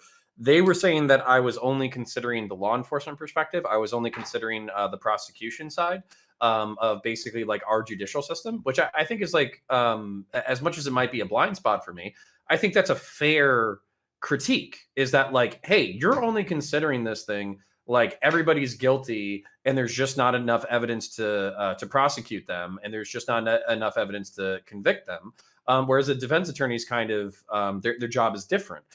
So basically, from the defense attorney side, the fact that we're even saying a majority of judges are either basically corporate shills, like our good friend Bastiat, or they're ex cops like me, prosecutors, people who are trying to put people in jail. Then yeah, I could see that how that would absolutely bias and color the judicial system in a way that probably isn't fair. Okay, so yeah, I guess we'll maybe leave it there and move on to our next topic. I think we've pretty much covered this. And thank you, especially to our friend Shadows here for sharing his not quite personal experience, but familial experience. My expertise in the topic. Your expertise in the topic. Okay, sure. You so didn't want to call it that. No, it's fine. But yeah, I thank you for sharing that, because that actually was helpful. And like, again, hi, Mr. Shadows and Mr. Shadows. Like, that'd be great. I don't know, that'd be pretty cool if like a federal judge was watching this, right? I don't know. I would love to talk to a judge. Like, I would fucking love to do that. Your Honor, I tried to be as nice to your son as possible. Please don't beat me up. Yeah, right. But like, I would love to like talk to a judge one day and like. No, my dad's in his brains. 50s. He couldn't beat up anyone on this panel. Are you kidding? Hey, he still looks great for his age, though. I'm sure. All right. Well, thanks so much. All right, we'll move on to our next topic, and it's one that I'm actually pretty interested in. And to back to Charles for a second. I got the other topic, but it was like a little too late to make a switch there.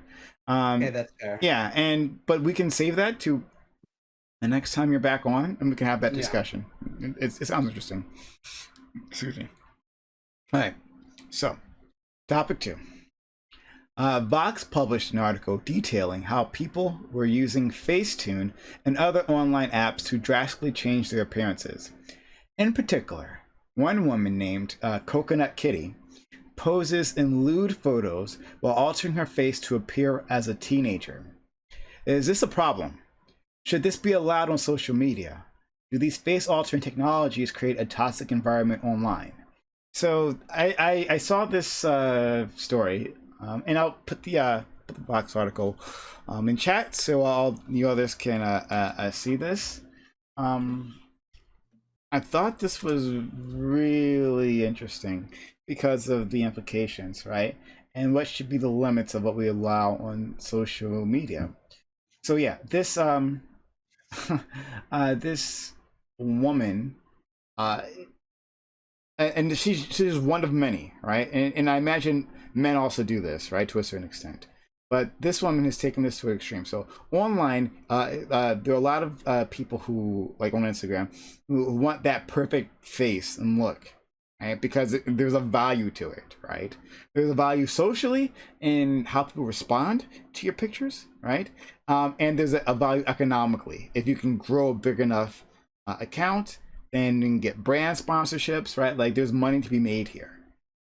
And so, and psychologically, especially for trans people, like who care a lot about like their facial features, especially for male to female, they will care like that jawline. It's just stronger in men.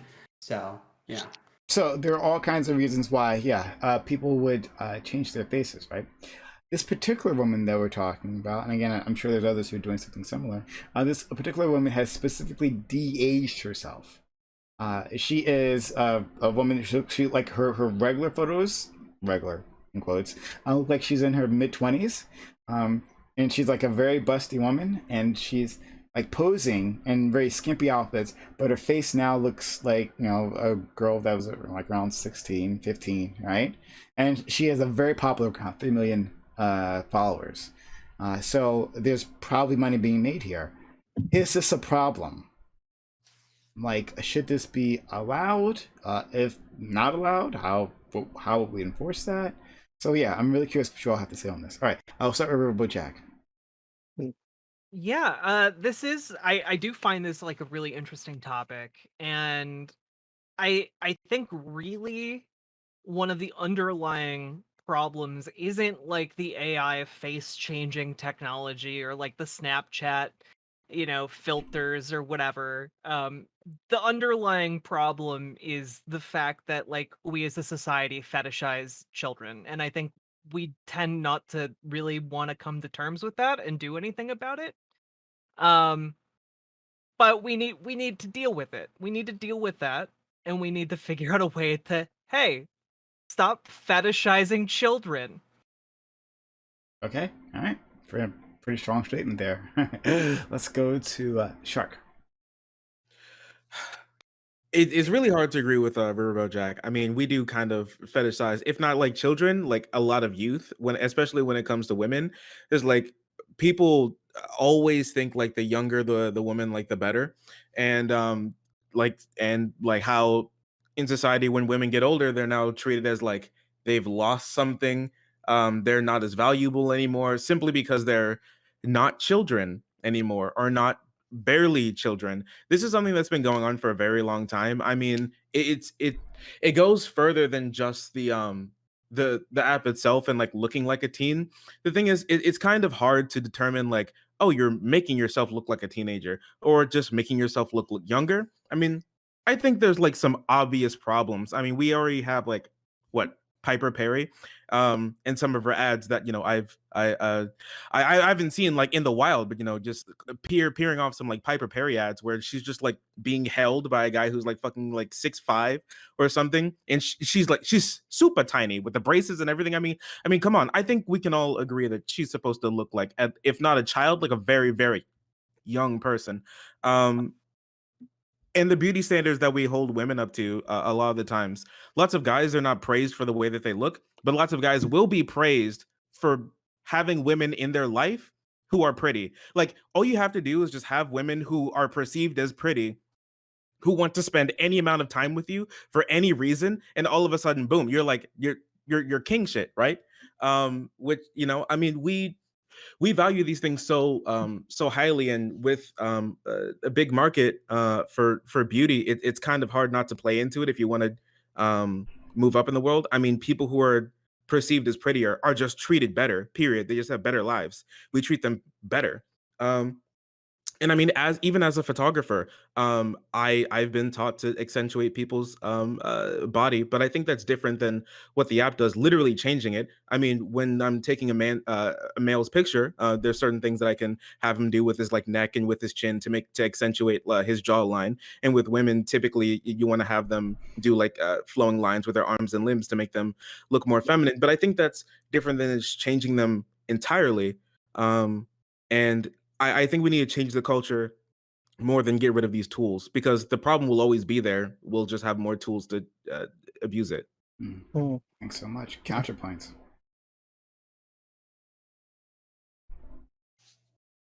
Okay. Oh, you're muted. Beautiful.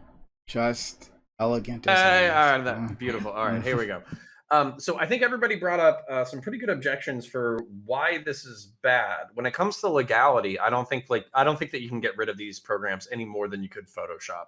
Photoshop is used for like a variety of things. I think, you know, FaceTune, like all that kind of stuff. There's going to be like artistic expressions that you can use. One of the ones that I think is like the face swap app, where you can chop off your face and like put it on a movie, and then like it like blends you perfectly together in order to do that. I think the technology is already out of the box. That being said, I think the way that you combat this is kind of like awareness, education, basically teaching teenagers and young adults, particularly who might feel that social pressure the hardest to compete, to be attractive in social media spaces. Particularly educating them that, like, hey, these Instagram models that you're comparing yourself to, they're probably using some level of photo or video editing software.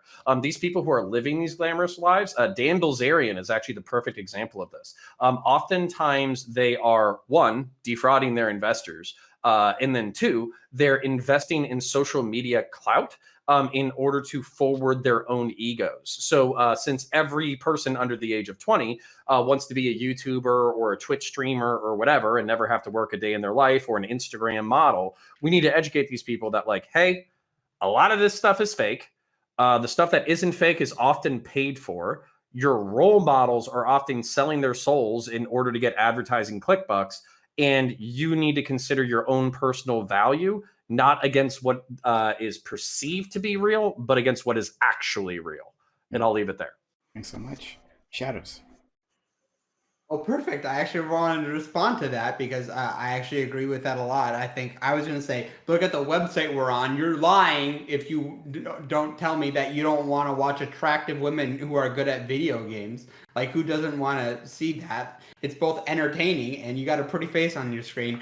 But I will have you know, Count Connor, I sold my soul to the corporations long ago, so I don't actually have to care about that. So you can shut up. Anyways, but yeah, so when it comes to this stuff, I do think it is interesting. I think, you know, changing the appearance of your face is something that we do a lot. I'm doing it right now by wearing makeup. It makes it look like I don't have acne, when actually I'm a pimple-faced fuck. But no one knows that because I always wear makeup on We stream. could have guessed. We could have guessed. Yeah, but I'm saying like makeup is a way of like editing the way your face looks. Like a good example of this is on the LEC. There's a shoutcaster who goes by the name Shocks. She's 35 and she looks like she's in her young 20s. So when it comes to this face editing stuff to make it look like you're a minor, I understand why there are some more ethical or moral problems. But I personally think that if people are paying for these services, like I clicked on the link, and apparently she has a lot of fans on OnlyFans. You know, if that's what they're into, that's fucking weird, and you need to get that checked out, bro. But you know what? I'm not gonna judge. And also, I think that I think you just did. I'm not gonna judge too harshly, is what I mean to say. But I think if anything, it probably has a positive benefit because unfortunately there are people who have a weird thing for wanting to, you know, date 15-year-olds and 16-year-olds, and guess what? They shouldn't, because that shit's illegal. So if they just get off to someone who looks like they're 15 or 16 and isn't, I think that's a benefit to society. Just saying. I don't know. And I'm gonna have to agree with you on one point, of course. I like seeing pretty women play video games. I've been a proud follower of RiverboatJack for a long time. So, all right, let's go to Kevin. First of all, Shadow, I take severe exception. I am also a very pretty person and play video games. How dare you, young man? But no, in all seriousness though, in looking at this article, my visceral reaction was to cringe a lot, because I think, just as other people on the panel said, like, this isn't very indicative of, you know, people fetishizing youth, which has always been really gross, because, you know, first of all, people should date folks who are also adults, you know, or in their age range, just saying. But, you know, on the more important point, you know, we do have an obsession with, as Shark said, having a society where people look, you know, absolutely stunning and beautiful, and that's sort of prioritized. So, you know, there is that, but we're also kind of seeing a worrying trend in the fetishization of youth and fetishization of, you know, looking childlike, which is why, for example, Cuties was such a big controversy on Netflix, you know, some time ago. Was that last year? Am I just having a It was boomer last moment? year, yeah. Jesus Christ, that Really? seemed I like thought so that was long 2 ago. years ago. We Yeah, definitely the- talked about that on this channel when that happened. It was, 2020 was 5 years long. yeah. Yeah, Yeah, for real. straight the up. pandemic just fucked with my brain. And 2020 is Uh, half a year long. Well, 2021. for real. You know, so I'm just saying, like, as one of my chatters said, you know, what we're seeing now is kind of emblematic of, you know, almost pedophilic tendencies creeping into what we see as, you know, the beauty standard, which I am not about. Now, I think that, you know, the law has kind of helped with this, you know, just because,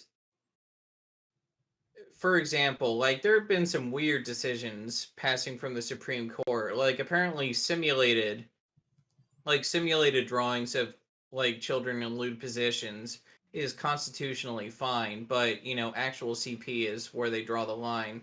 Personally, I think all of that should be, you know, CP and not appropriate, but that's a conversation for a different day. So I just think that, you know, when we go in, I think we're just dangerously veering into the territory of fetishizing youth and children specifically, and I'm not down for that. Okay. Universal discourse. Yeah. Is the mic still muted? Hey, you're good. Is that okay? I know I Oh, did no, something sorry. wrong. No, well, hold on. You want to mute and stream? Yeah. So hold on. Yeah, we'll keep you muted in StreamYards, and you'll just talk through Discord. So yeah, you're good now. Through Discord. Okay, Yeah, I you're got good it. now. Really good now. Yeah, I first saw it and I couldn't stop laughing. I was just like, oh my God, you know. So I wasn't taking it terribly seriously, and I think I don't know. Seems like the point of contention is that, at least to some people, she looks like the face that she's putting on looks like a teenager's face. I think that might be very subjective, too. So I'm not sure if that's exactly why she put the teen overlay on. You know, oh, that'll get me money, that'll get me views. She's obviously very popular. I think to her that's just entertainment, and she's not thinking at all about. You know, she's just thinking this is what sells. That's the mask that sells. As far as her changing her appearance, well, ordinary makeup and lighting changes everybody's appearance. So it's the same thing. I mean, I don't know what she actually looks like in real life. You know, how much of an age difference is there, and between the fake face and her own face? She certainly doesn't need any help with her body like that. It's kind of weird, but you know, is it a problem? You know, I think it depends on. Well, does that look like a 15-year-old to you?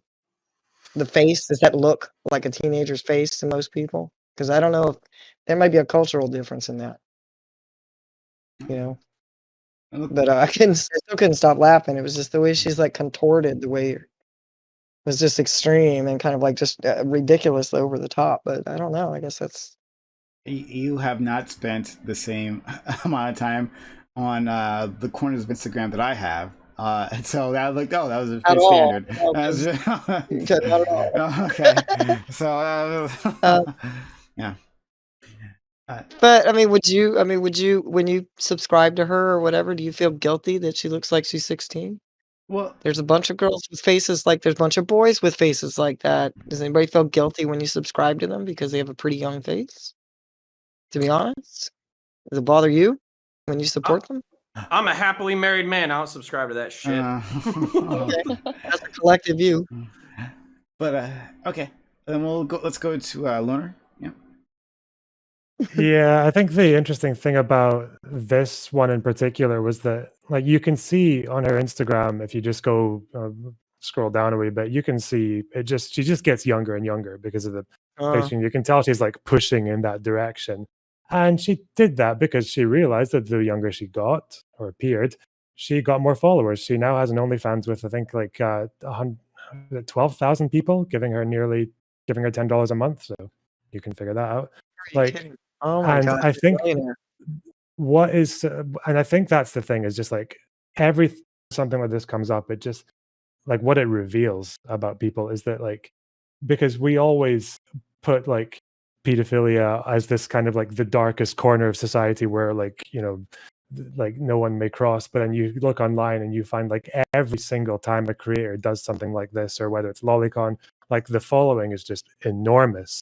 And yeah, it's definitely a consequence of fetishization of youth. And I guess maybe the question that comes, and obviously like FaceTune, and if social media and even just pre-social media wasn't bad enough for kids and their self-perceptions, particularly young girls, then you know this is only making it worse.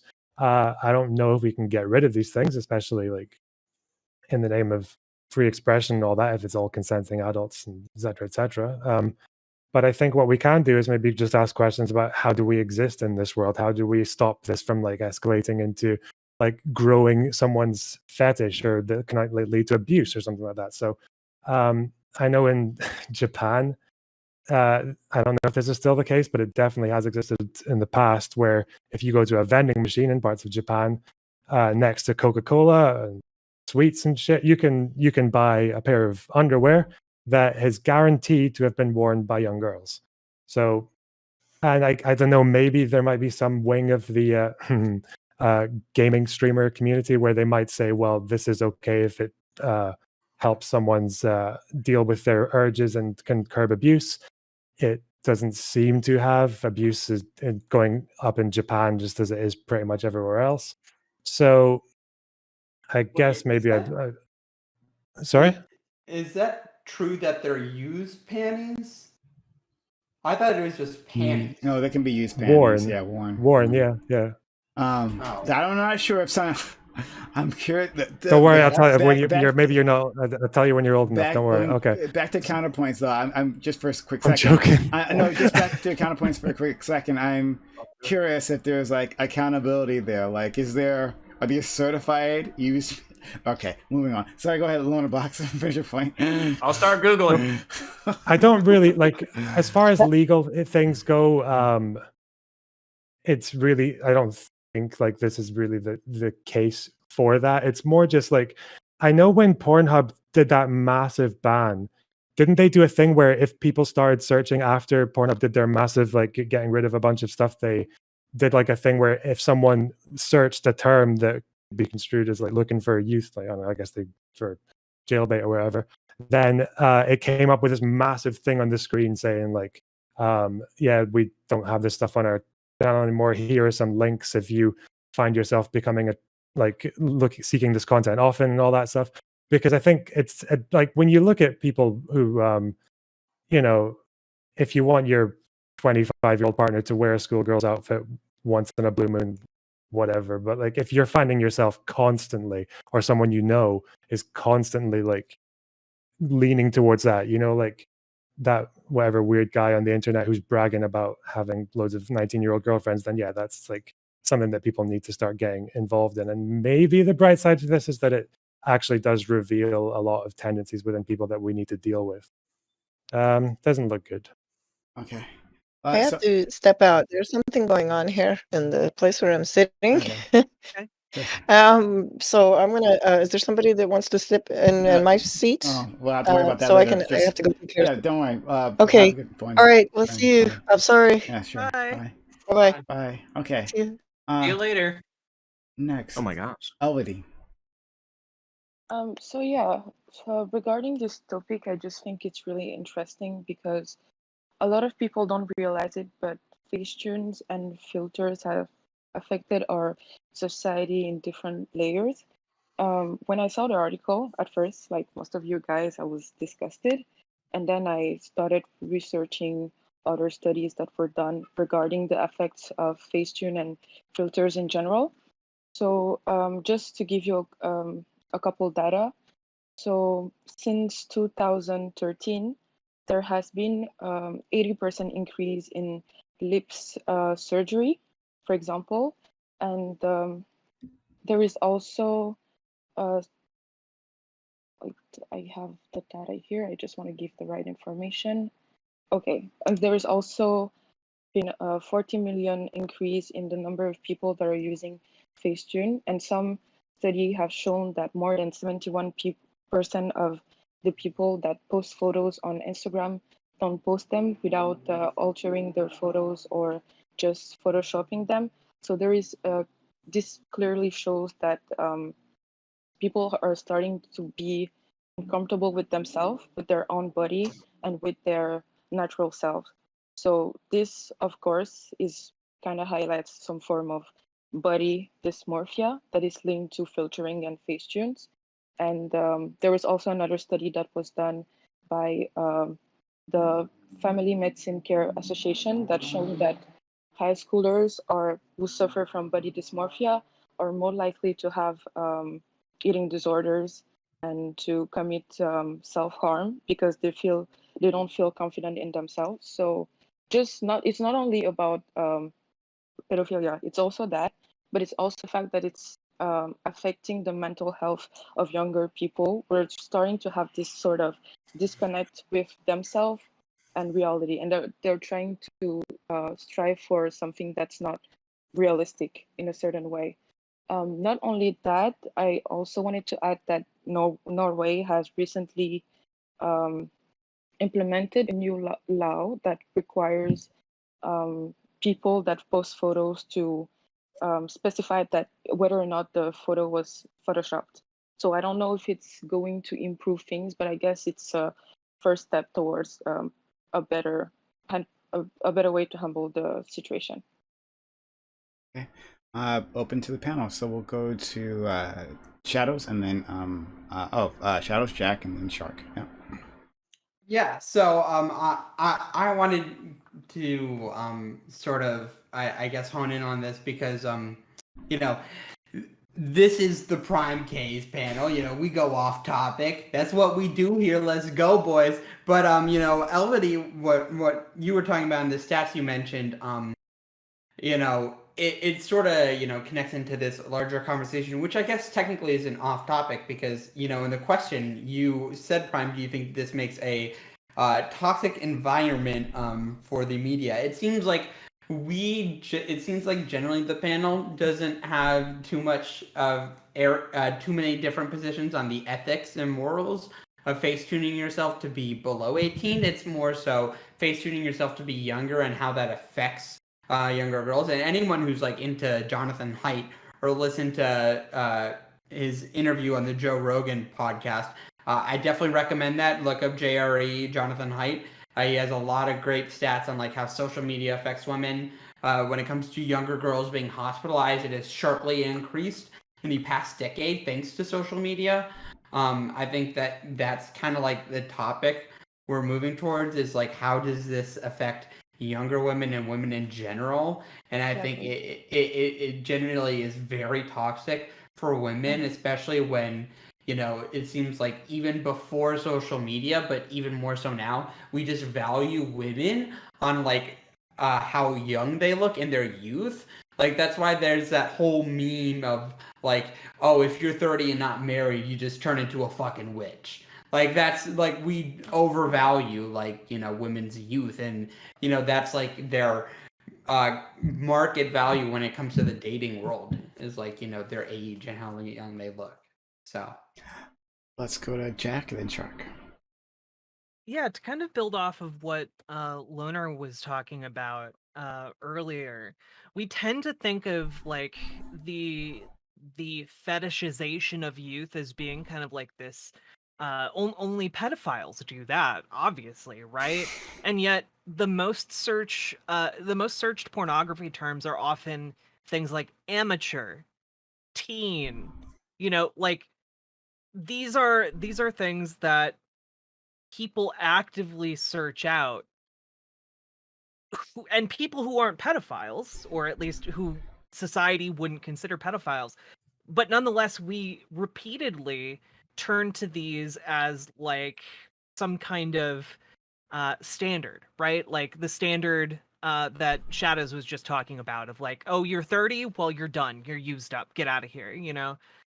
You're in Hollywood, you can only be a witch.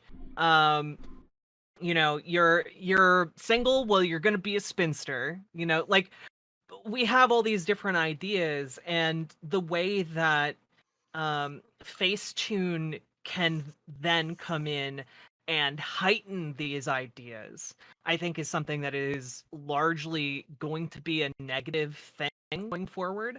And when we're talking, by the way, when conservatives are talking about, oh, consent is being taught in our schools, they are teaching feminism in English class, like Haste.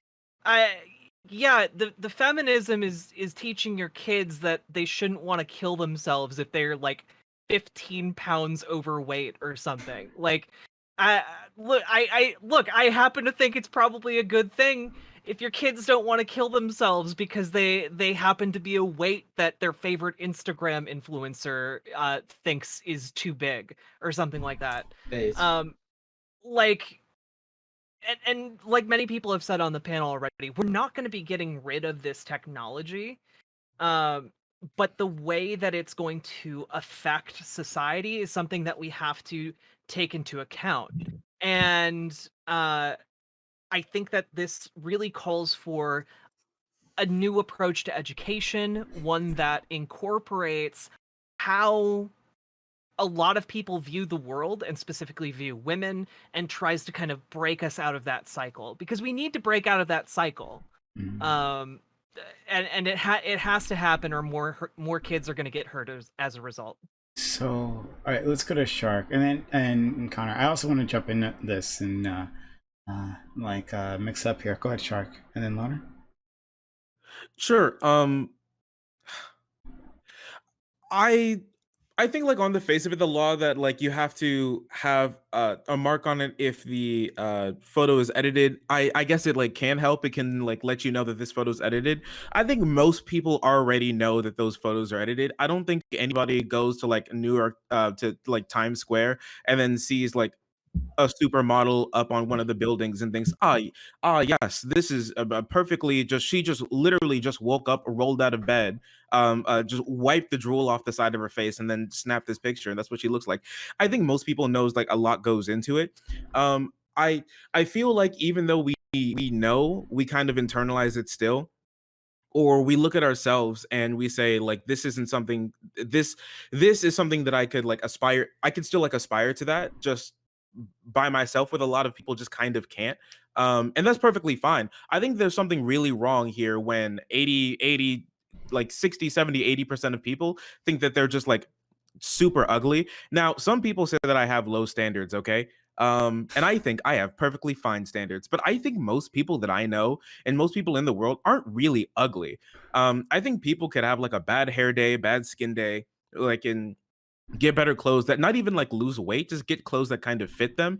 And most people would look very, very well typically, but we just don't really believe that in ourselves. And lots of people are talking about women, and I'm tired. I'm sick of it. All right. Let's talk about men. All right. So when it comes to like men feel this a lot. Thank you. Men feel this a lot too. And I know some people try to deflect when we got to the what was it, the like dad bod era.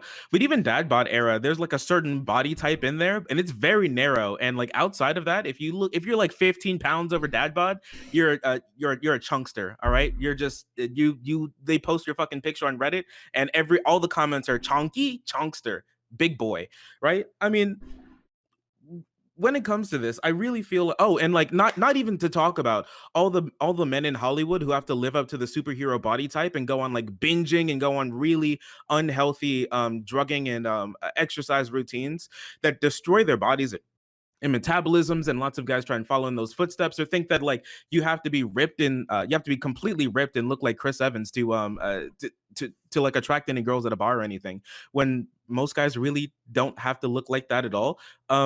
These standards perpetuate themselves in our society a lot. I really feel like we have to change the culture around just the way people look, and valuing looks as much as we do, before we get to the root of this problem necessarily. And also, we need to stop. Listen, here's my hottest take: we need to stop treating hot people well. I'm sorry, they get it. They get it so good. They get so good already. People already treat them more seriously. People like them more. They think that they're, like, more kind. They get, like, lesser prison sentences. Being pretty is privilege. And you guys need to follow in my footsteps. And when you notice, all right, if This you is the think hard that truth.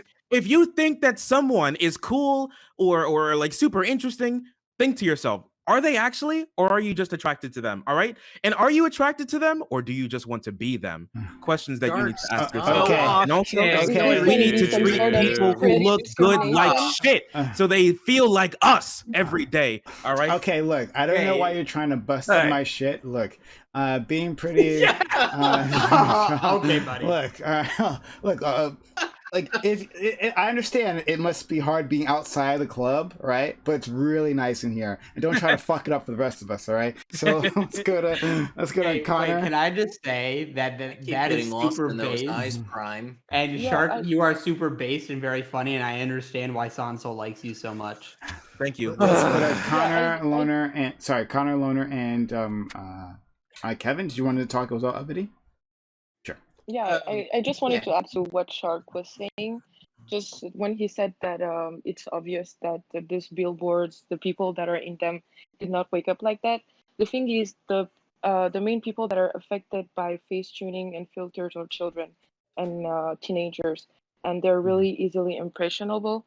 I remember when I was younger, I literally thought that Anna Montana was blonde. I thought that she was just the way she was, and I remember starting extreme diets, trying to lose weight as young as the age of 12, because I would just see all those models and I would think that they were like that. It's not, yeah, it's true that when you get older, as you become an adult, those things start becoming obvious, but when you're a kid, it affects you. And I, like, personally, I don't represent all women, but I still have some of the trauma of all the dieting and all the things I would do to myself to reach those unrealistic goals. Okay. Yeah. I want to back up. I want to back up Elvildy a little bit here. But first I'm gonna do something. Listen, I used to be hot. Okay, I don't think I'm hot anymore. I'm getting you're uglier. still Extremely hot. attractive. Oh, You're you're a very young. handsome Here, guy. don't even lie. Okay, good work fishing for Thanks. compliments, Justin. But go Thanks. ahead. I'm gonna. Still hot. Half Amazing. my That chat boy rocks. thirsts for you Yeah, when you yeah, come on you're screen. you're a very attractive man. You know that, all right? All right, fine. This is But what my I'm saying. But my personality is dog No, shit. no, we okay? agreed. I yeah. agree. We agree. Yeah. Okay. And so what I wanted to say, because my looks are fading and my personality is ass, I need something else, right? Like you have to, and this is what I would encourage young people is you need to have something besides looks. You have to have something besides, just aesthetics or working out or fitness or something like that. Fitness is important. Taking care of yourself is important. Self-care is important. But maybe try having a personality, because I don't have a personality except for yelling on the internet. Well, you Maybe like try. Warhammer. That's a thing. Yeah, my personality is Warhammer, history, and being a fucking dork who yells at people. Yeah, you're I know a that's nerd. Yeah, I Being understand. a I nerd is a understand that's personality. Yeah, I understand that's charming to some people, but it is not charming to a lot of people in my life. So, so my point is, you have to have something that you can hold on to. And the thing that I will have until senility grips me is basically like studying, reading, history, like all that kind of stuff. These are all things that, like, no matter what kind of person you are, you should basically back it up. And also something that I'm trying to do, because I am terrified of getting older and dying. I am just trying to think of, who do I want to be when I'm 30? Who do I want to be when I'm 40? Who do I want to be when I'm 50, 60, 70, 80? And who were the people that I knew in that age category who were cool as fuck, who I wanted to be? And that's what I would say, is to try to encourage young people. Your life does not end when you turn 21. Your life doesn't end when you turn 30, supposedly. So basically, like, maybe start thinking about these other things that might be not as important, but will be important throughout your life.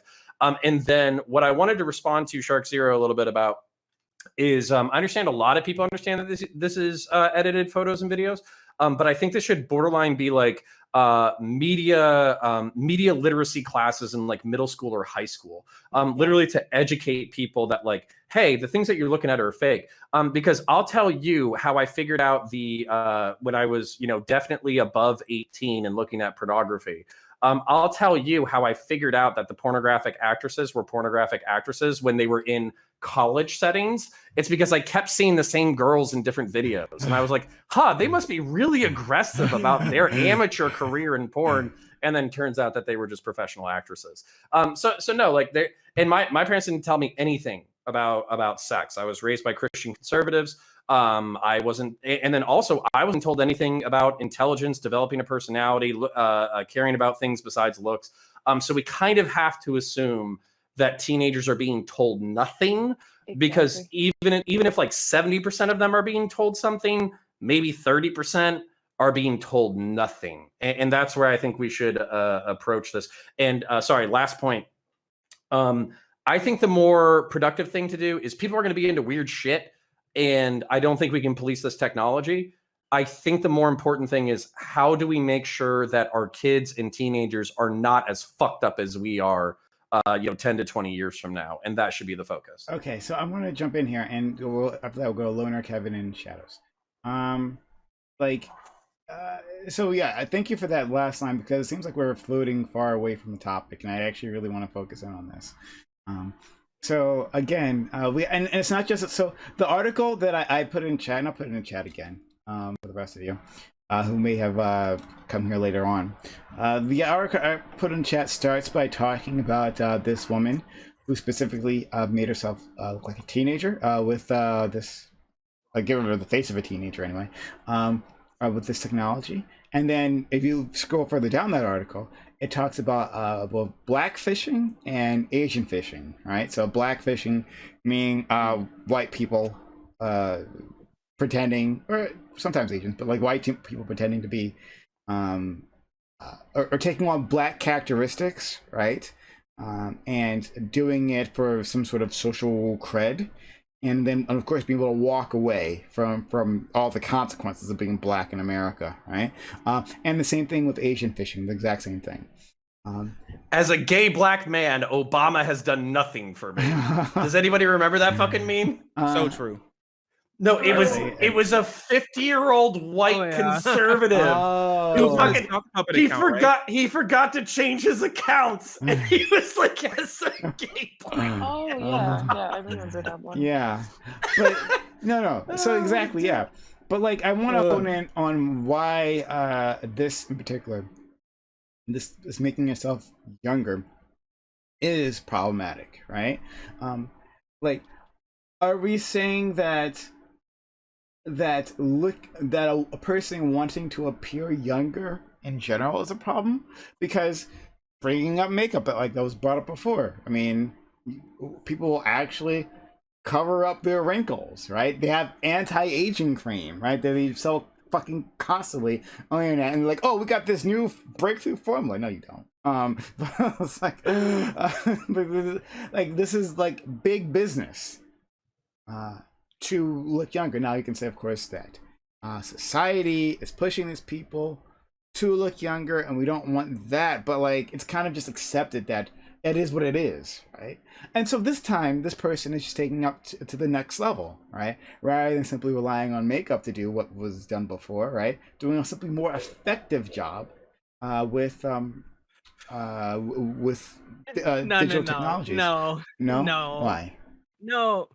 Like, I think there's a big difference between being like, hey, I use makeup to make myself look a few years younger, between that and like, I am explicitly doing this because the market forces around me are demanding like women who look like children.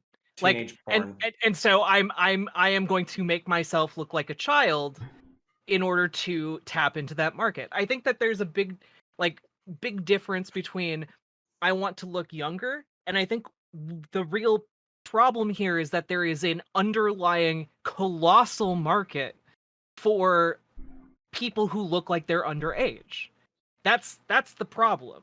And like, you can criticize the fact that we also live in capitalism because you're trying to make a buck. You're blaming capitalism for the porn now. You're just trying to live, and this is a market that you can access. Degenerates, and you're talking about noises. But the main issue is that there's this very large subsection of our culture that is willing and desperate for women who look like they're children. And I think that there is something there's a big difference between shaving a few years off and making yourself look like a child. It's just hold on, but hold on. Or people who I know masturbate. your hands are up. Don't worry, I'm gonna go to you. So we got time. So is it just where those years land, right? So like a woman in her 20s making herself look more like a teenager, right? Like through makeup, right? Can I make it weirder by bringing up the Brit bongers? I have no idea. 1 second. But like, yeah. So is it like, so is it just where the years fall, right? Like you can't go past this certain year when in appearance? Well, I think as a society we've kind of established that you shouldn't pursue children, right? Like we could, like, you can definitely say it's an arbitrary line. We could make the age of consent like 25. I don't want to that's have when the age of brain consent. Stop. finishes. I don't want to have age of consent. Exactly. No, Exactly. No. You All are I'm bordering pointing- right up on it, friend. All I'm The only pointing out- AOC I want to talk about is in Congress. But All I'm this pointing is out is that this is a person that is 18, right? And and or so is above 18. And there are all kinds of ways that you can look more attractive within this market, right? This market based on looks, right? Like this woman might have had breast implants, right? Here's the Hold on. issue. So she may have breast implants, right? That's one way of looking attractive, right? That's a way of unnaturally changing your appearance, right? And there is a monetary value in that, right? But like it's more of an accepted part of society. Now maybe it shouldn't be, but it is, right? So deciding to like digitally age yourself, like that's if that is something that she finds value in, right? Then what's wrong with that? Go ahead, finish your point, Jack. I don't think there's anything wrong with her individually doing it. Okay. The main issue is the fact that there is a huge market demand for it of people who will literally make her a millionaire because she is able to reliably pass herself off as underage. Like, I don't think that's the real problem, right? The fact that we live in a society that sexualizes children to such an extent that is just a huge market because they can't get their kicks any other way. Let's go to a loner box, then Kevin, then Shadows. I'm going to try and keep this relevant to what everyone was saying. Might not be, but where the fuck do I start? There's so much to say about it. Okay, so I think there's definitely a reason that, like, the whole fetishization of youth in particular, like we all know this is much more of an issue with women than it is with men. I just turned 30 a couple of weeks ago, so I'm officially a geezer and I don't feel my life falling apart. And, the women in my life are like, oh, well, you're 10 years off of the sexy age, so, amazing. But the thing with people mentioning capitalism, like there is something very valid in that, is that the reason this kind of pressure to look young probably weighs upon women is because these decisions and beauty standards come ultimately from like top down in terms of culture and media. And it just happens to be that a lot of the culture and media is run and produced in the image of men. So that's kind of why you get the whole pressure on like, and if you take that to a further extreme, if you go to the idea that capitalism is about compound rates of growth, then that's why planned obsolescence used to just be light bulbs. Now it's everything. Then the pressure to buy your way into looking younger would increase over time because the market needs to keep on expanding. So that's why if you're a woman, it's always like, well, first of all, you've got all the different kinds of makeup and eyeliner, and the body types keep changing. One decade you're too thin, next decade you're too fat. Fucking nipple placement, all this, it just goes so far. You've got to put your goo on at night when you rub yourself with the moisturizer, and this is like, and then you've got to worry about as soon as you get to 30, then you're reaching over a hill. And contrast that with men, and it's like, what would the equivalent to that be? Like, here's a razor that's called Gillette Fusion Blade Nitro Stealth Power. Like, really, and I don't know, like, drink beer because you're already cool, I guess. So I mean, there is like it's not just a case of feminism. It's maybe a case of like anti-capitalist feminism, because what could, I suppose, maybe the alternative could be, maybe we need more female porn producers and beauty CEOs, or maybe, but that pressure to keep on expanding these artificial needs is still there, and I think maybe something like that brings an economic system that doesn't have to be anti-capitalist. It can just be more in equally controlled by men and women, that that can, because this isn't much as much of an issue nearly as it is with for men as it is for women. So let's go to Kevin and then Shadows. Yeah, I was about to say, like, this whole discussion definitely goes, like, this whole discussion definitely does split into, you know, the whole point of like fetishizing youth and, you know, appearing like a child, and then also like the extremes of how our, you know, beauty standards kind of force us to try and look a certain way. You know, like, to get a little personal, you know, my partner is a plus size lady, and what I've noticed, you know, since dating her and then being married to her, is just the fact that in terms of like, in terms of how society treats larger women versus larger men, there's definitely a double standard there, just based on, you know, the beauty standards that are applied to women versus the beauty standards applied to men, you know, and what society expects of them. And in terms of, you know, applying those double standards to how we fetishize youth, you know, it's just kind of weird that in some respects, and I don't mean to be too reductive, so please forgive me if I'm a little reductive here. You know, it's just weird that, you know, for the longest time, in terms of fetishizing youth, that came in the form of basically women needing to look like teenage boys in terms of body type almost. You know, like, very thin, not really having that many curves. And, you know, now we actually value the appearance of, you know, literal children as something in society. And I mean, I could throw in like anime tropes, like, hey, come on, guys, you know, that's not a little kid that you're sexualizing, it's a 9,000-year-old dragon, please. But, you know, it's the same kind of thing, honestly. Like, it's just so bizarre. Okay. And I mean, I haven't really had a whole lot to add to this topic, I'm sorry, but, you know, there's only so much I can really say about it. Go to Shadows. Okay. Then So I want Jack. to I wait. Am I unmuted? No, Shadow. Yeah, we hear you. Shadows and then Okay. Jack. Go ahead. Okay. So I wanted to respond to Riverboat and Lonerbox and both of you. So I don't remember what it was exactly you said, RiverboatJack, but something of the point you reminded me of an infamous meme of the so-called Queen of Twitch. I think something that's really important when it comes to like influencers and Instagram models is like being honest and like telling people how like they actually look without makeup. Like, I know Pokey got like a lot of shit when she got that Get Ready With Me stream. You wanna know how I thought when I saw that immediately? Queen. I don't even like her content. Her content's kind of stale. I can find tons of other pretty women who play Valorant on this website, okay? Not that interesting. But you know what? I will always sub for her when people give her shit for that, because it is so important to let younger women know, you know, who watch these people like her, like Quarter Jade, for it's so important for them to like do Get Ready With Me streams and let them know, hey, this is kind of an illusion. We don't always look like this.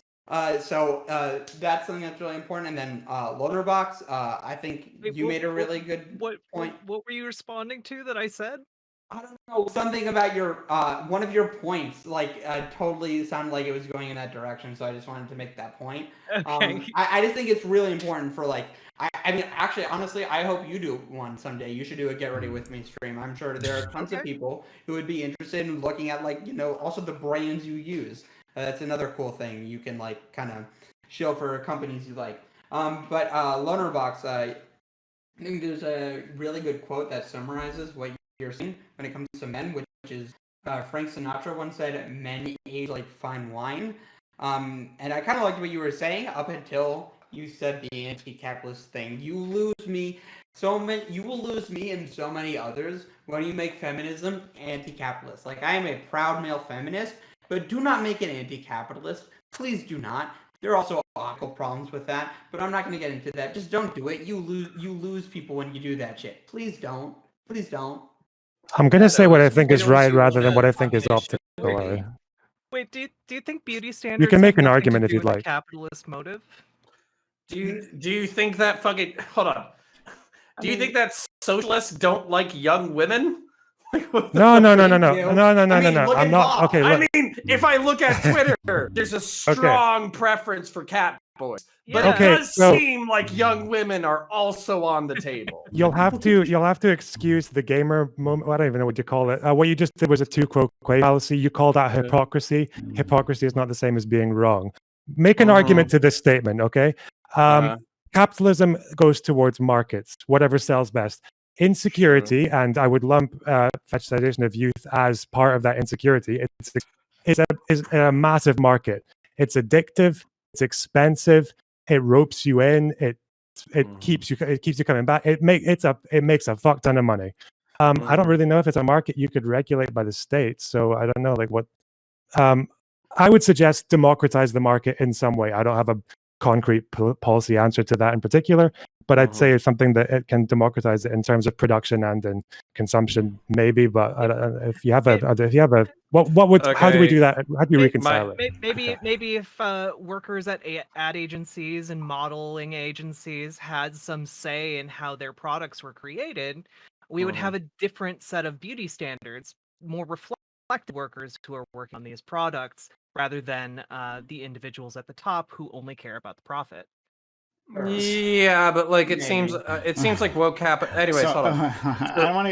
Still don't want to get too far from this topic because we're gonna get. Yeah, we're I don't gonna- want to turn this into me. Oh, I no. need to. Okay, look, Shark has I wanna been get waiting. dog Shark, pile. go ahead. Sure. Okay. So to my point, back when it comes to laws surrounding it, I think now if your argument is more like, hey, like highly edited pictures and videos and stuff of people who are edited to have like perfect skin and the perfect body or shouldn't be marketed towards children, I'll absolutely say that. But Oh hell yeah. when it comes to these sorts of laws, I think you're putting the cart before the horse here to think that like this is going to just or like teaching kids at school. I think we should have media literacy, period. But if you're saying like adding what is it like being able to deduce like this probably isn't what this person normally looks like if you were to walk up to them in like a Starbucks line on the street, that's perfectly fine. What I'm saying is that there are caution warnings on bikes. There are warnings on medicine. There are warnings when you open up a certain sites that start with P and start with X. That that say, hey, this is not made for kids, and also this is going to hurt you. That doesn't stop people from hurting themselves with it, or like looking past it, and still like taking that in as like face value. Well, what I'm saying is, to get to the core of this problem, this is a much more societal problem. And the loner box's point, yeah, I mean, like the male gaze plays a really big role into this. But just my thing is, just even if these places were to be like more democratized, I still wonder how much of these people would want to play into those narratives anyways, if it's still like a market to be able to make the most amount of money. Because if you have like a modeling company and you make more money when all of your models look younger, I still think you'd still probably have a preference towards getting those younger looking models in. Anyways, I really feel like is much more of a ground level issue to deal with, like getting people to be able to love themselves like as they are, than more of like a policy standpoint. I really think it comes down to education. Well, yeah, Yeah, with that. a policy or legal standpoint isn't going to fix everything. So I definitely agree with you there, Shark.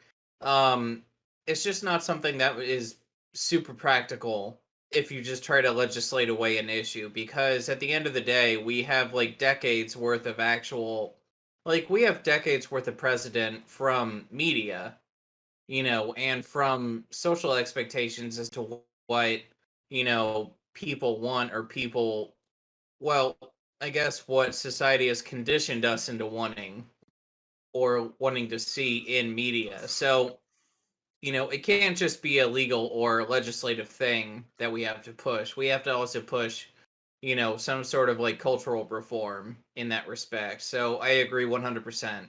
I love cultural reformations. You know, I'm a leftist, so Oh, fucking kill me. Okay, You know, but- I can't help but note. Fucking kill me during the Cultural Reformation. Kind of seems like we're talking about environmental factors that might be Honor, I will keep say, you as an heavily example. influenced by Don't you worry. marketing. In a capitalist society, I don't know. Maybe maybe this all ties together somehow in a coherent worldview. God. If only. Oh we no, you're have killing that me. conversation. Okay, so I you guys, I don't know, maybe you guys just don't want to talk about this, but like I really want to focus in on this subject because I think there's a lot to it. One, there are women, going back to the actual topic, there are women who like a certain age, right? Who appear to be younger than they are. Literally, no one knows how old I am. Literally, no one knows. They've got like people have been guessing for the year and change that I've been on air, and no one knows how old I am. Right? 27. There you go. You made it. But like, and so right, like, is it wrong for like who hasn't digitally altered herself to market her? Like, if this was a woman who looked exactly like she did, FaceTune not involved, right? Would there be something wrong with her fetishizing herself, right? Like using her sexuality as a woman that looks young like that, and they definitely certainly do exist. Is it wrong for them to sexualize themselves? Do they not get to be able to do what other women do because it might titillate a certain market? Go ahead, Connor. All right. So, is it wrong for middle-aged women to basically sexualize themselves in a way that makes them look like teenagers? So basically, I would say that this isn't a supply side issue. I would say this is a demand side issue. And basically, the reason why we think that, and by the way, my Brit Bonger point is still going to stand. I think the age of consent in the Commonwealth is 16. Pretty fucking sure. So the standards in America and the standards in the Commonwealth are not the same. So if there was a 17, the way that, like, I don't know how Britbonger culture is, but if they look at 17-year-olds the way that we look at 19-year-olds, that's fucking terrifying. Anyways, so the fucking point is that the demand side problem is the real problem. Because when you're looking at teenagers, even if they have tig old bitties and big old honkin' dongs and muscles and all that bullshit, the problem is not so much physicality. The problem is mental maturity, mental and emotional maturity. So basically what we're creeped out by, what we have been creeped out by for the past half hour without being willing to address it, is grown folks looking at people who look like they're mentally and emotionally immature and saying, I want to fuck that. I think I need to remind you that in the 19th century, people were basically banging each other at 15, having 3 kids, and then dying of the black lung by 22, all right? We are all geriatric fucks by 19th century standards. So that's where I'm saying, like, the reason why I didn't want to focus on, like, the technology is because it's sticky, because we start to, like, legislate morality. There's some legal purposes for it, like all that kind of stuff. The reason why I wanted to focus on educating teenagers is because I think they're the real victims here that could potentially be manipulated and fucked over by our creepy societal standards. When it's talking about controlling the impulses of adults, Piper Perry, as soon as somebody said Piper Perry, that fucked me up, because I know who she is. She looks like a fucking teenager. She looks like she's 15. She's probably in her mid-20s right now. The reason why that's creepy is because we don't want to think about adults trying to fuck mentally and emotionally immature people. And that's people are fucking evil. I don't know what you want to do. Like, I don't try to control. I try to control human evil as best I can, but I don't think it's possible. I don't know who this Piper Perry is. I have no idea. But yeah, definitely don't Google her. Okay, sure. But she's a woman who appears to be younger than she actually looks like is. she's 15. She's in her mid-20s at this point. Yeah, she's an adult actress, and her whole thing is about being very small. She has braces. Usually she has like pigtails on, or like in a schoolgirl outfit. So yeah, her whole thing is like looking like she's like between Underage. 15 and 19. Yeah, underage, like So around kind that. of like the reverse of Courtney Stoddard. The Courtney Stodden, yeah, Stodden. You mean yeah. I mean Stodden. Excuse me. Yeah. I suppose so. So, okay, I'll leave that there for now. I'll get some other people in. Let's go to Shadow and then Loner, and then Jack. So, 2 points. First of all, Connor, to your, I mean, I guess I missed your Britbonger point. First of all, fuck you for insulting the motherland. Second of all, there are also several states in the U.S. who I know have the legal age of consent at 16. Oh, right here in Kentucky. Kentucky's one of them.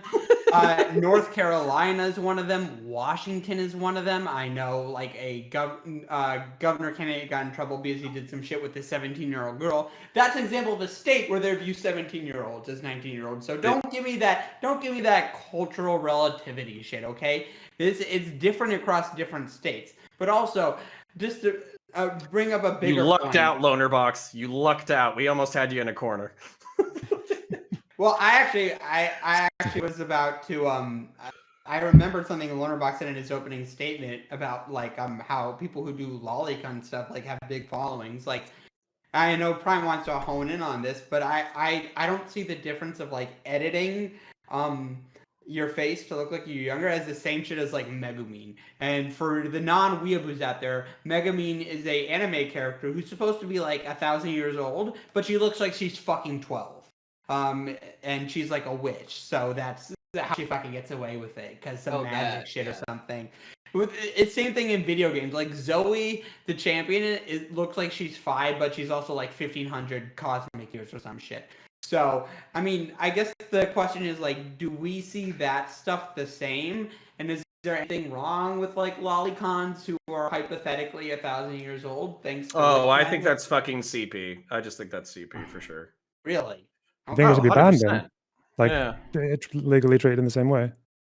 Yeah, You like think it should be maybe, legally sure. treated the same Oh way? boy. Okay.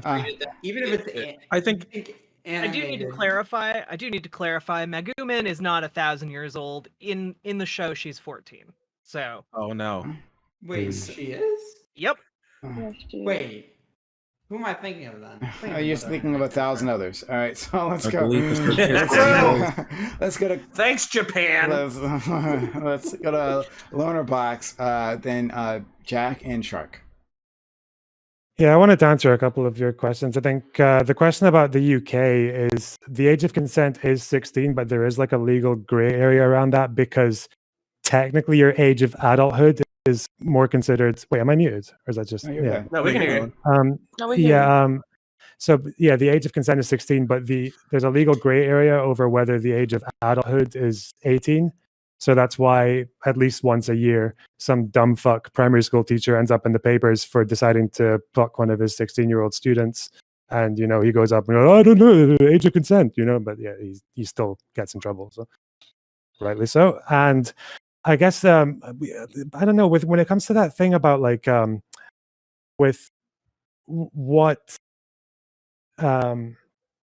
people should like be educated to value. I think Shark and I think a couple of other you guys mentioned that whole thing about substance over beauty. And I think the thing is, I think everyone agrees with that. Like we all think that like I don't know if you're looking through like a dating app, you've got someone on one side who ticks all the physical boxes, but then you've got someone else who maybe has a few imperfections, but they're really good at playing piano or they can make you laugh and shit like that. And it's like you go for the latter. You know, it's just like you can develop a better emotional connection. And Depends on what you're looking for and when you're looking for it. That's the thing, though. You're you know what? like that's a one size fits all thing.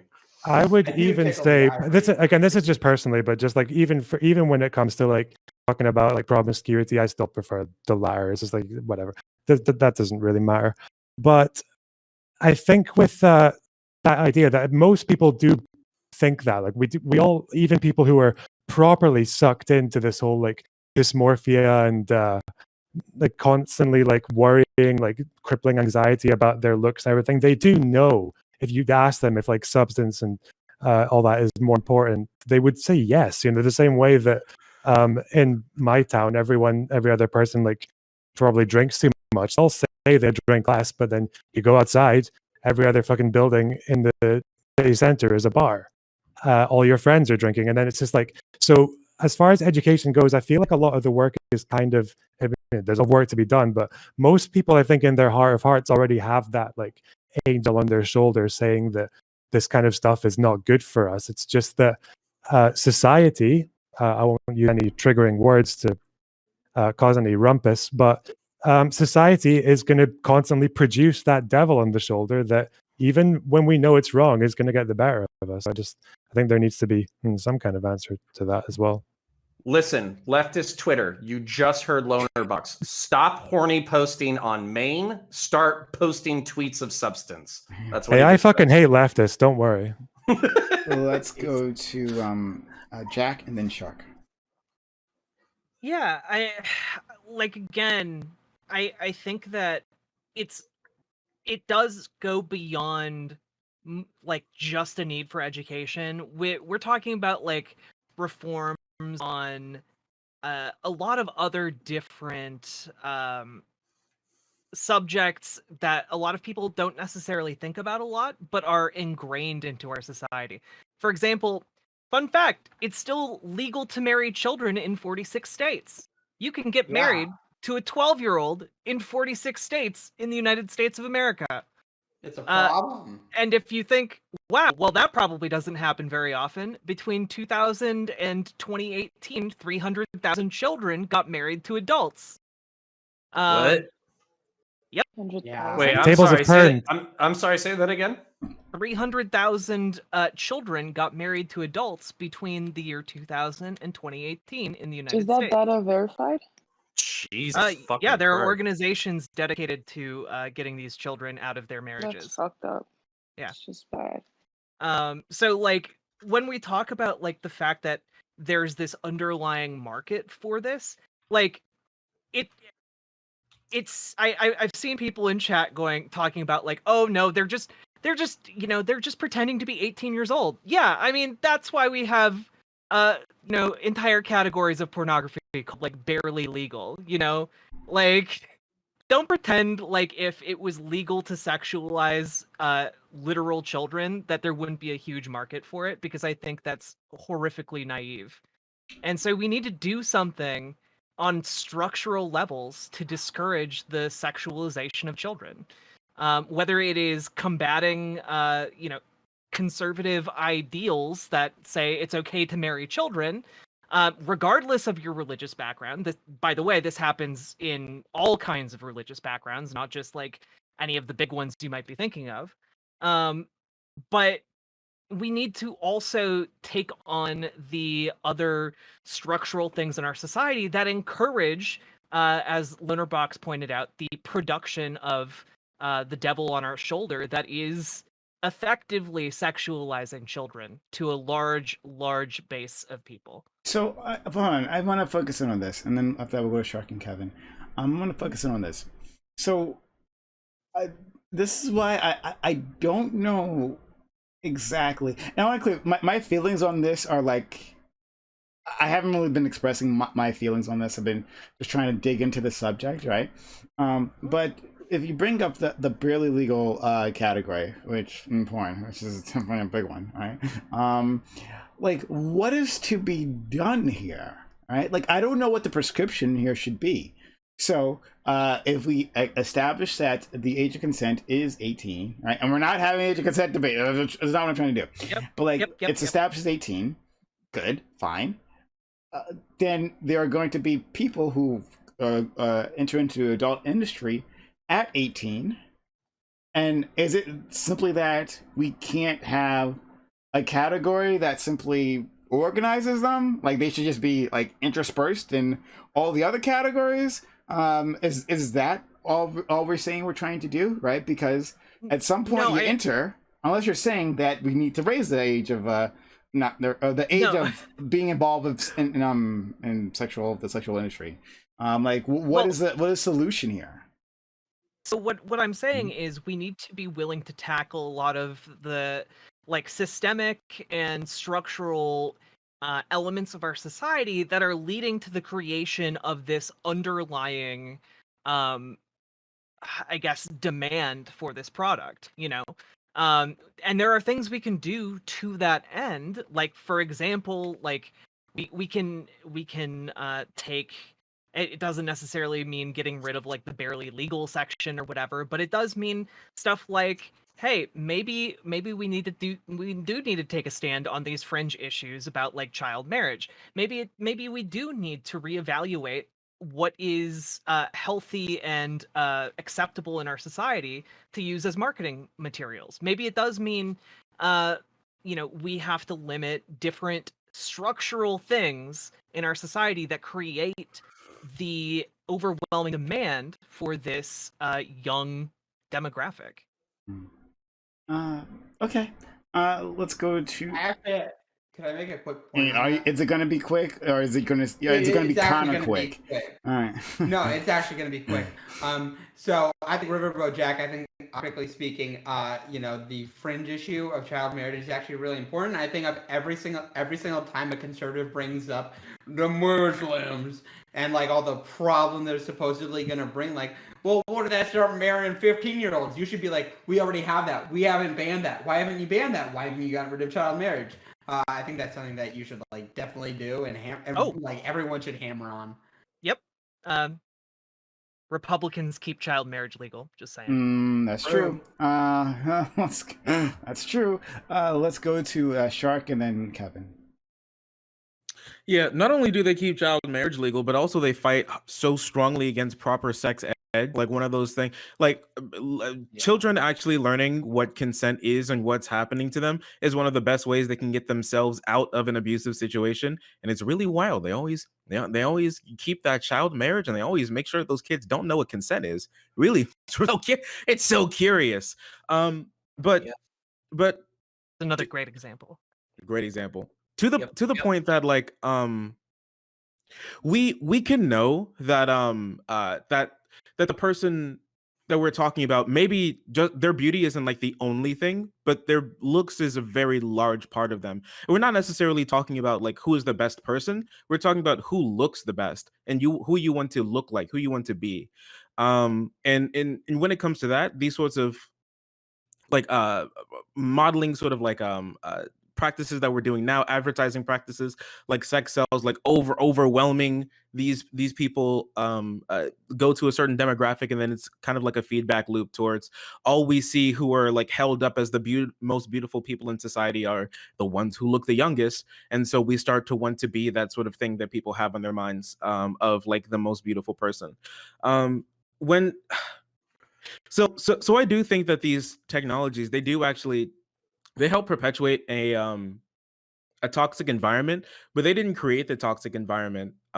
We did, and that we could just be like male gaze and like guys at the top. We could be just like society in a whole, but it is we still at the end of the day. And I really think that one thing that to your question, like Prime, like because I'm not sure if people tackled it too hard. Like, is it okay for like a younger looking woman to be in like adult or like modeling? It reminds me a lot of this one god awful tweet, just like seventh circle of hell tweet. That's like guys who like petite women are pedophiles.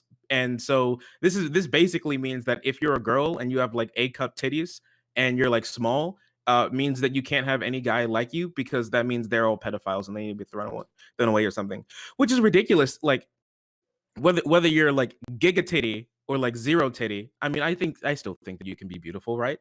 That's perfectly fine. But I don't think it's necessarily. I think we kind of have to cut a difference between just finding people who could look younger but are still adults, as pretty and holding them up as the pinnacle, or like being so far over to like being the pinnacle that it, like, for all intents and purposes, it basically is.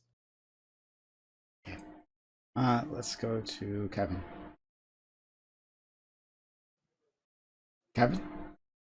Kevin, can you hear me? Here, sorry, I was having a massive brain fart. Okay. I mean, literally, I have nothing else to add that Shark and RiverboatJack already haven't knocked out of the park, honestly.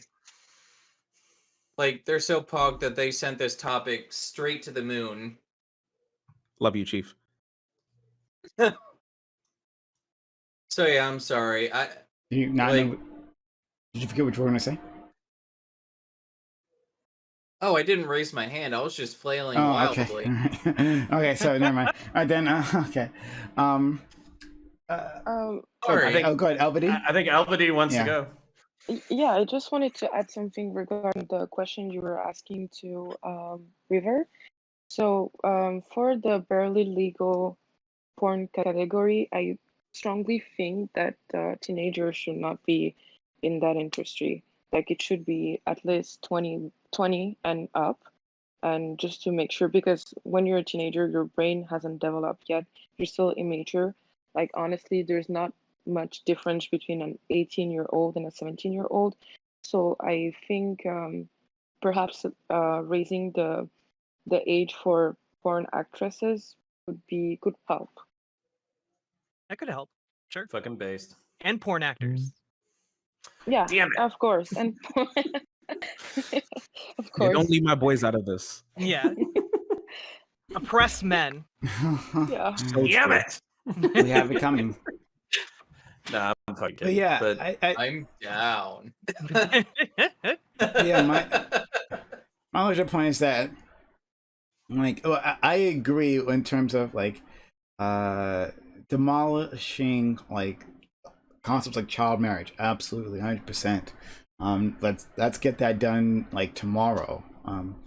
But that is like not like the issue at hand, right? Like, I mean, I can see how it's related, like, I'm fetishizing children, but like the fact is, you'll have 18-year-olds or whatever, right? You'll have even women in their mid-20s or maybe even older who happen to look like teenagers, right?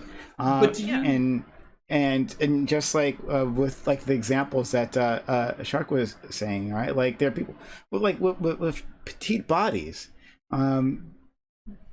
They are going to exercise their sexuality just like anyone else, and like I just don't see how like we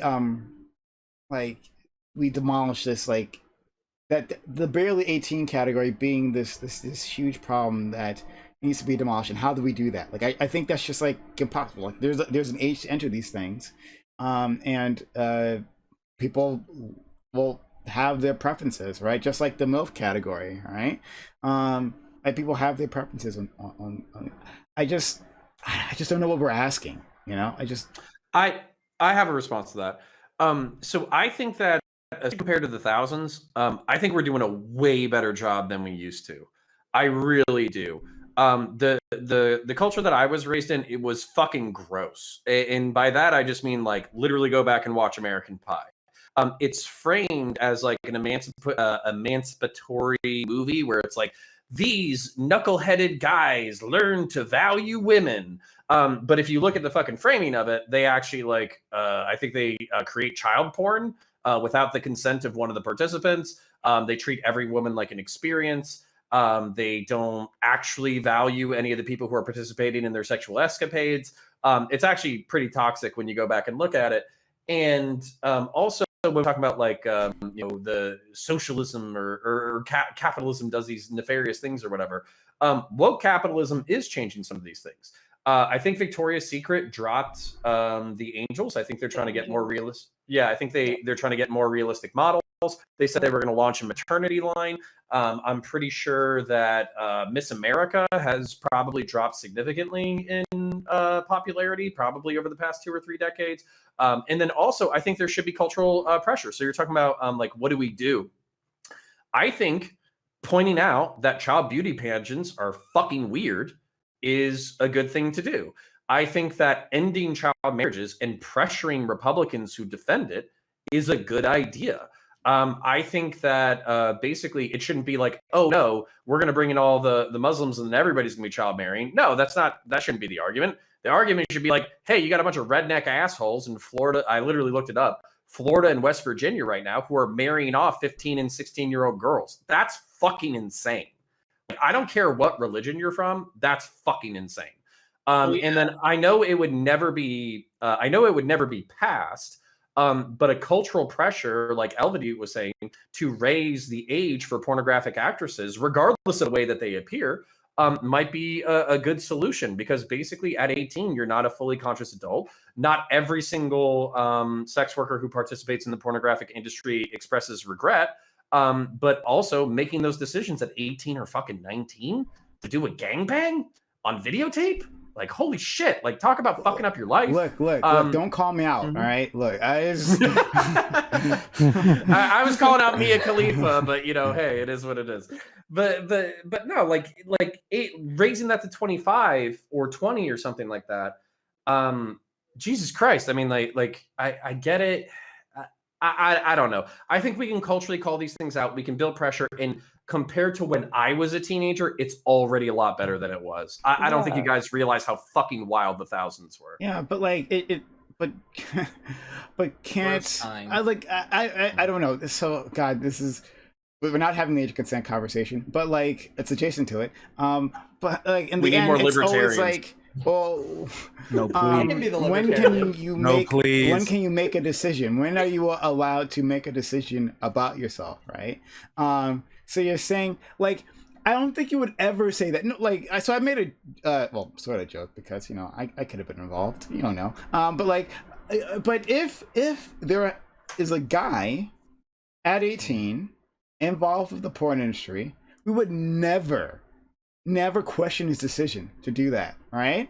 Like, right? Like, that's because straight men are horny fuck machines. They'll fuck a my man out there getting bitches and getting paid for it. Yeah, come on. like this dude has made it. He made it to the promised land, right? Like, good decision making on his part, right? He decided to make money and have a lot of fun on just happen doing that on camera, right? But people would make that same argument for a 16-year, 15-year-old boy doing that. Well, yeah, okay. Again, this is what I said, the age of consent argument. But anyway, but for a woman, like at that age, you're like, well, does she really know what she's doing? Is that really maybe the same? We should change that. But maybe we should change that pressure because of teachers. Because there's a lot of female teachers in the United States of America who are banging teenage boys, and the South Park episode was completely on the head, where most people go like, nice. And that's fucked up. It's fucked up that female teachers can bang their students, and we're just like, yeah, well, he probably wanted it. Like, goddamn. Yeah, actually, can I respond to that and also respond to what I wanted to say to Connor? Prime. What? Sorry. Oh, yeah, sure. Okay, so the way I'd respond to that is, once again, thank you for calling out the patriarchy. This is the patriarchy in action. This is the patriarchy in the 21st century. That is what allows these double standards to exist.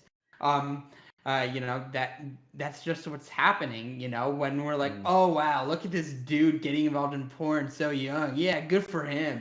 Like, that's the patriarchy, because we're just trained to, you know, cishet men are just horny fuck machines that will fuck anything. They'll fuck a couch. They'll fuck a ketchup packet if they have to. They just need to constantly be jerking it and cooming.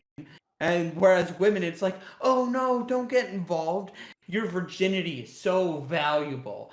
So you know, whether or not you agree with that, I think, you know, regardless of your gender or gender orientation, your virginity should be valued. I think it's disgusting that, you know, we tell men like, yeah, nice job fucking 5 women tonight. Like, no, I think we should shame those men. But to respond to what I wanted to say, is there a problem with being promiscuous? Yes. Yeah, I think that's a different conversation. Definitely it is a different conversation. That's a different conversation. Go ahead, sorry. But yeah, I'm just saying that's my values, and it should not be, you know, double standards. Period. I think we can all agree on that. That we shouldn't treat women and men differently when it comes to promiscuity. So what I was gonna say to Connor though is like I just like I obviously do not care about the porn industry, but as the capitalist shell, I feel obliged to say this is that it's like the age of adulthood. I know you don't want to make this about the age of consent, but if we're going to have a federal age, we're also going to have the ability for states to lower it. It is going to be that federal age that is the bar. So unless we raise the federal age of consent to 20, and all the other states are like, well, we're just keep it at 18 because why not? That is a possibility, but that is the only way I see it. That we keep these 18-year-olds out of the porn industry, and also we kind of just see 18 as the age of adulthood because you get the right to pretty much do everything except for drink. So yeah, but okay. So, but my counterposition to this would be like this is where I would focus. Yeah, my counterpoint. I didn't want to use it twice, but I'll use it twice. So my counterpoint would be that like, yeah, so I was talking about like this is a supply side problem or this is a demand side problem where like everybody's demanding this kind of shit. But this is where I think like supply side solutions could be extremely effective because basically like teaching kids like, so for instance, I think the conservatives fundamentally dropped the ball when consent culture became a thing in the popular narrative and they started making fun of it. I think they dropped the fucking ball and they need to pick it up. Because basically what conservative sex culture basically says is that you need to be mature, you need to be responsible, you need to communicate with your partner, you need to plan your lives, you need to discuss when you're going to have children, you need to get your, ideal conservative culture is like you need to get your education first, you need to get your jobs first before you have sex or have children. That's the conservative message. So that could map, while not being identical, it could map very neatly onto consent culture, where consent culture says you can do what you want to do, but you have to do so in a safe, intelligent, emotionally, and physically responsible way. And I really feel like conservatives, they just missed it. They just completely missed the opportunity. They also shot themselves in the foot because they refused to, catch up to times at all. And, while I think when it comes to the promiscuity, I don't think you should. I think you absolutely have to, jog a little bit and get up to speed. Don't live in the fucking 20th century. Please. Yep.